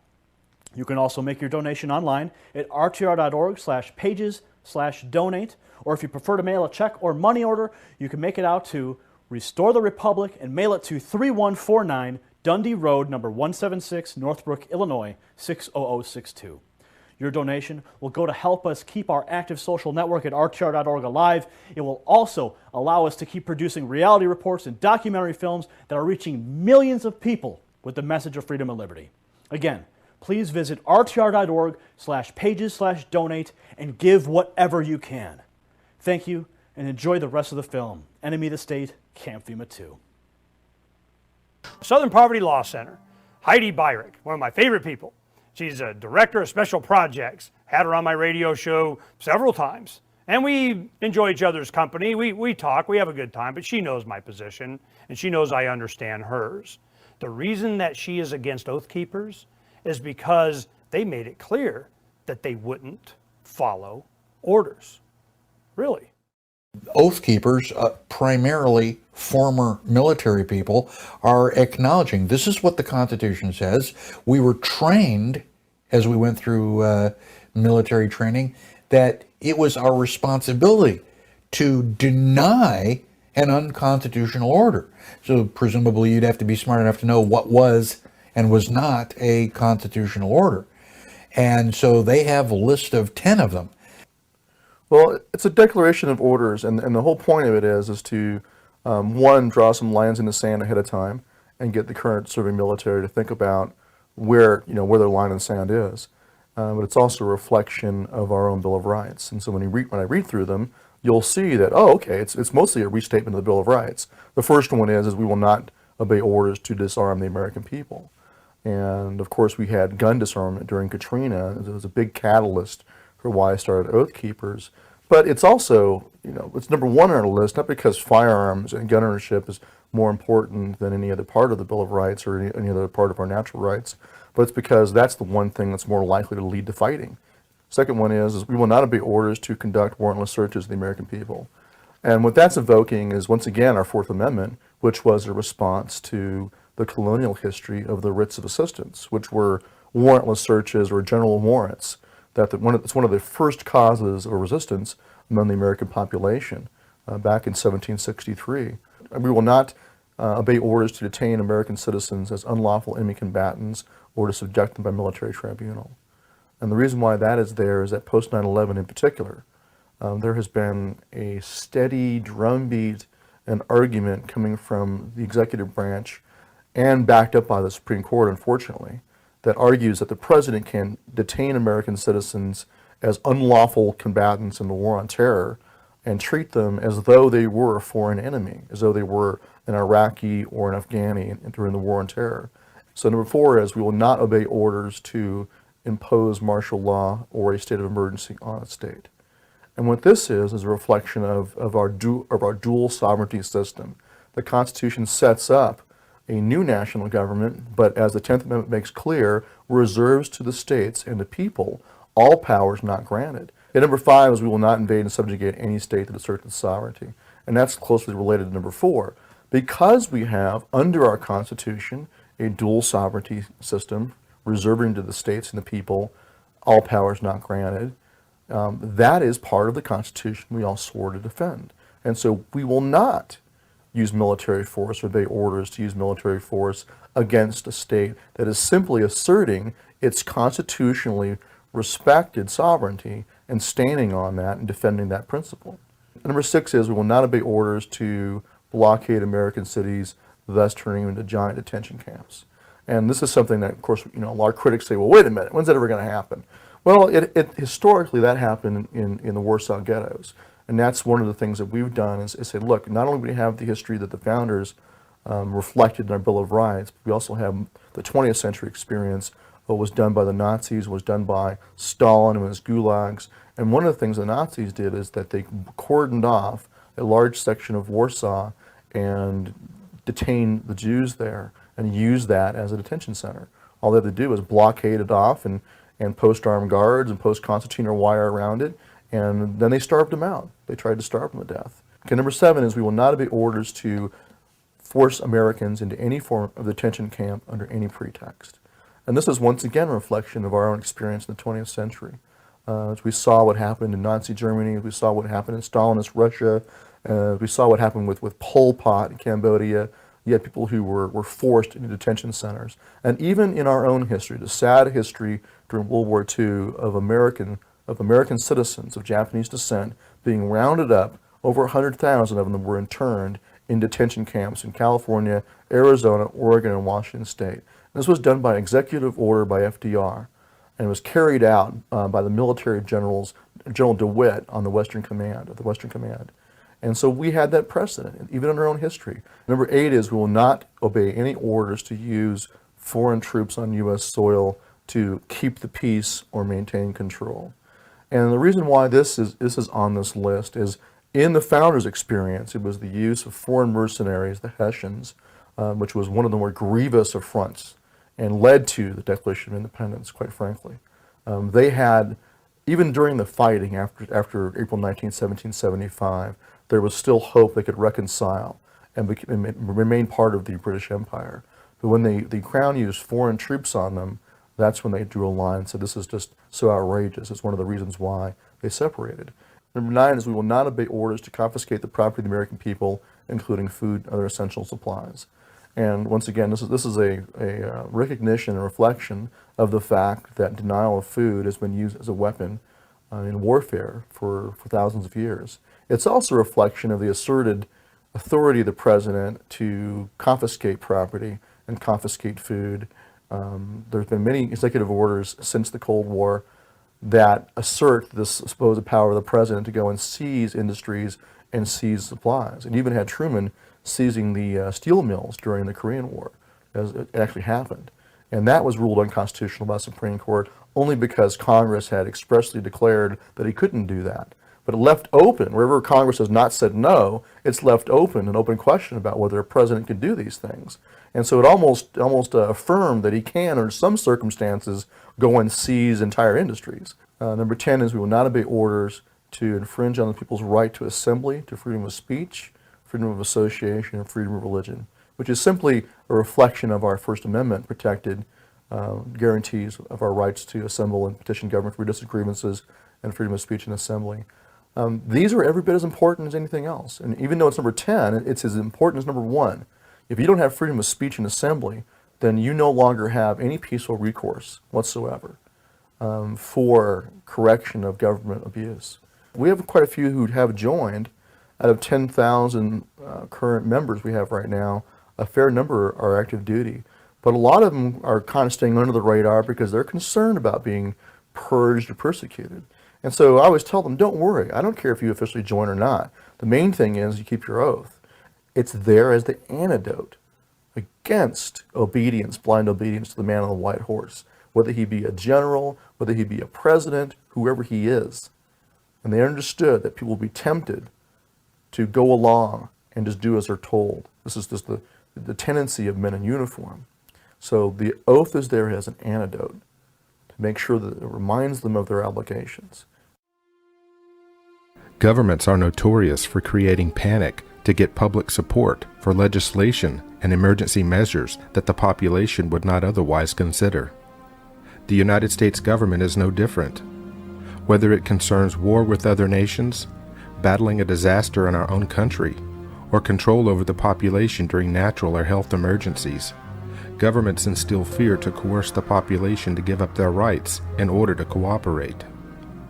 The mainstream media is complicit in exciting panic among the people as well. The media's role during the H1N1 flu scare was clear. Swine flu normally infects pigs, but this virus is a new strain. These are a new swine influenza virus. They're new for pigs and they are new for people. The plans are already in place to force the non-compliant public to cooperate. You can be removed from your home, by force if necessary, mandatorily quarantined and vaccinated against your will. Your children can be removed from schools and taken to safe yet undisclosed locations until it is deemed safe for their return. This is all under the guise of protecting our nation. What has happened to our free country? Little by little, we are losing our constitutional rights, yet most Americans are paying little or no attention. People do not understand that these egregious powers are not being proposed. They are already in place, ready for federal, state, or local officials to act upon during a state of emergency. You will not get a say. You will lose your freedom to speak out. You will lose your right to privacy as troops force their way into your home to search without a warrant. You will lose your right to be secure in your home, even if you have plenty of supplies and are prepared to stay. You will lose your right to be armed as troops go door to door, person to person, confiscating your legally owned firearms. You will see military in the streets of this country carrying out the will of an unrestrained government as they round up free U.S. citizens. Some state governments pass measures to forcibly quarantine residents, incarcerate those who refuse to be vaccinated, and to forcibly vaccinate your children. Legislation like this passed during the much-hyped H1N1 flu outbreak. Training has already occurred to carry out many of these measures. Reminiscent of the forcing from their homes and the internment of U.S. citizens during World War II, all of this has already happened on U.S. soil. How will you be able to defend your family? How will you react when they cart your children off to an undisclosed location because the government thinks it can protect your children better than you? Will your family's survival be up to you, or will it be up to an out-of-control government and its alphabet agencies, most of which have failed the American people over and over again? Are you going to blindly follow a government that has shown time and time again it has no respect for your constitutional rights? These rights are inalienable. They cannot be taken, and we cannot give them up. Yet Congress and various administrations encroach on our rights all the time. Will you give up your family willingly?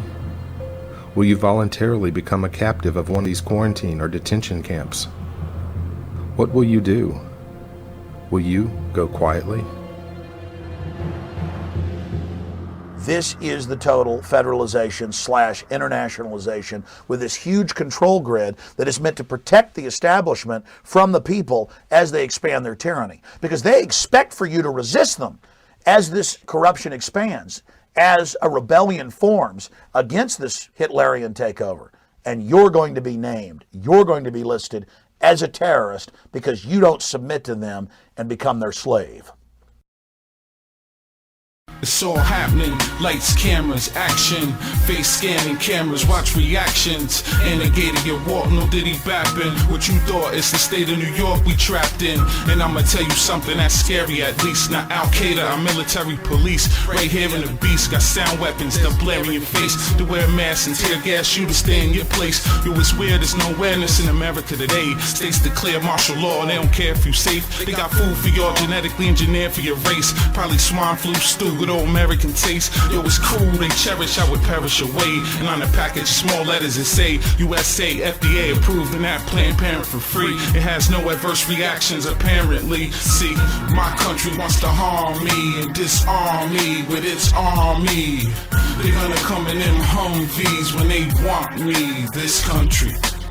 My country wants to harm me and disarm me with its army. They're gonna come in them Humvees when they want me, this country. But we can't let them win, cause my country wants to harm me and disarm me with its army. They're gonna come in them Humvees when they want me, this country. My country wants to harm me and disarm me with its army. They're gonna come in them Humvees when they want me, this country.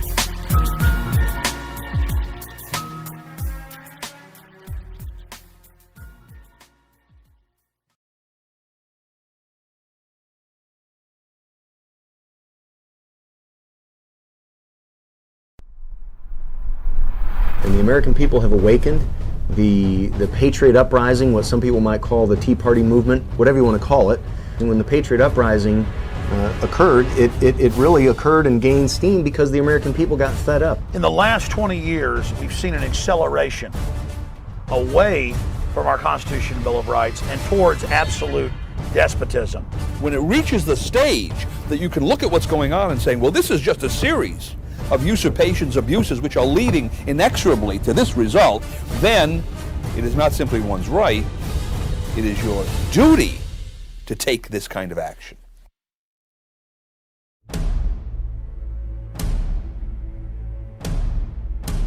And I sincerely hope that enough people have crossed that personal line in the sand where they will join forces with the rest of us so that a small number of us are not required to use force and use of arms.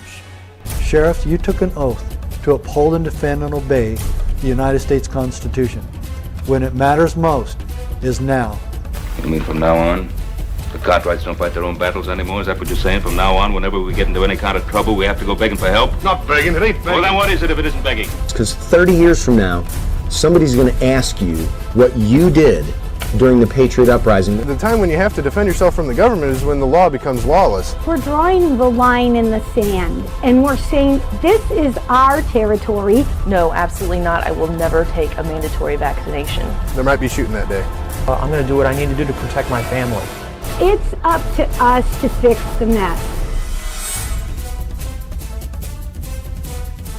But this interstate commerce clause has been interpreted so broadly as to literally affect every aspect and phase of American life. What are our obligations of citizenship? The thing to fear the most is not a person with a gun, but a government that would take that gun away. A well-regulated militia is necessary to that purpose. If they want to stop the federal government, they have to find a vehicle. They have to find something that's couched either in law or the Constitution. There are tough times on Main Street. Unemployment reached double digits and small businesses are struggling to stay alive. The answer to 1984 is 1776.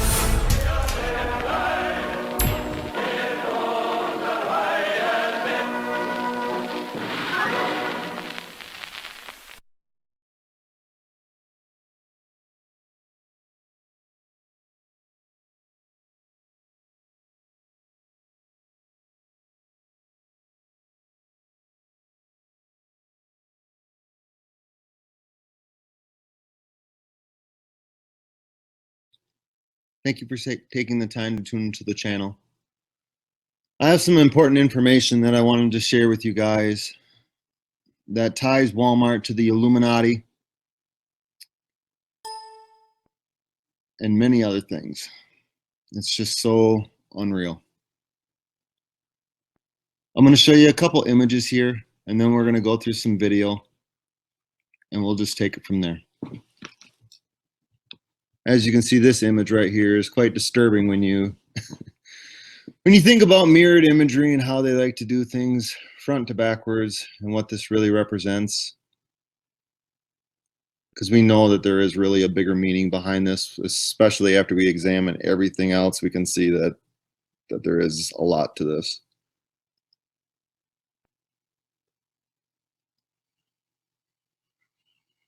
The best way to control the opposition is to lead it ourselves. Vladimir Lenin. He was the first communist leader of Russia. The Soviet Union, actually, when the Soviet Union first set up. And what are we talking about? Our Walmarts. Right here on this page, you can see the proof that our Walmart is controlling opposition. Why do I say that? It should be obvious to most of you. You see the hand signs that are being held up on their website here, and is their logo as well. Okay. See how defined and definite it is as a 666, 3 sixes on top of each other. Oh yeah, I know. Don't click back yet. You're thinking, this guy's crazy. Why do you think all of your celebrities and all of your politicians give you the 666?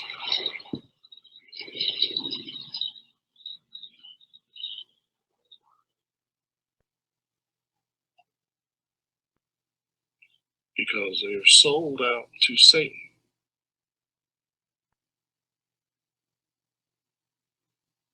$666. Do you get it? You get it now? Seen enough? Or should I keep right on scrolling for hours? Showing you that indeed is what it is. You thought that meant OJ Butt Week, didn't you? No, it's a Masonic hand sign for 666. Even Pope Francis gave it to you. That was when he. Then I found this. I've tried to look into it, and man, I can't find anything else about it except this. I've Googled the website. I've looked into other things. This is all I'm finding is this. I wanted to give this lady a voice here. She gives testimony of what she's been hearing and what she's been going through. And she's brave enough to speak up for the truth. And, you know, people like that need to be lifted up on a pedestal and said how proud we are that she stood up for the truth and wasn't afraid to speak it in love and to warn her fellow brothers and sisters. And that's what we all need to do. So I encourage you to heed her advice and to really listen to what she has to say. The Jade Helm videos, a lot of them are saying about Walmart closings. When the first of the Walmart closings started, they started talking about how they were putting fences around them and making them into federal camps. And people were hearing booming noises right before they did that at the one in Ohio. And I've been living in Blythewood here for the last year now.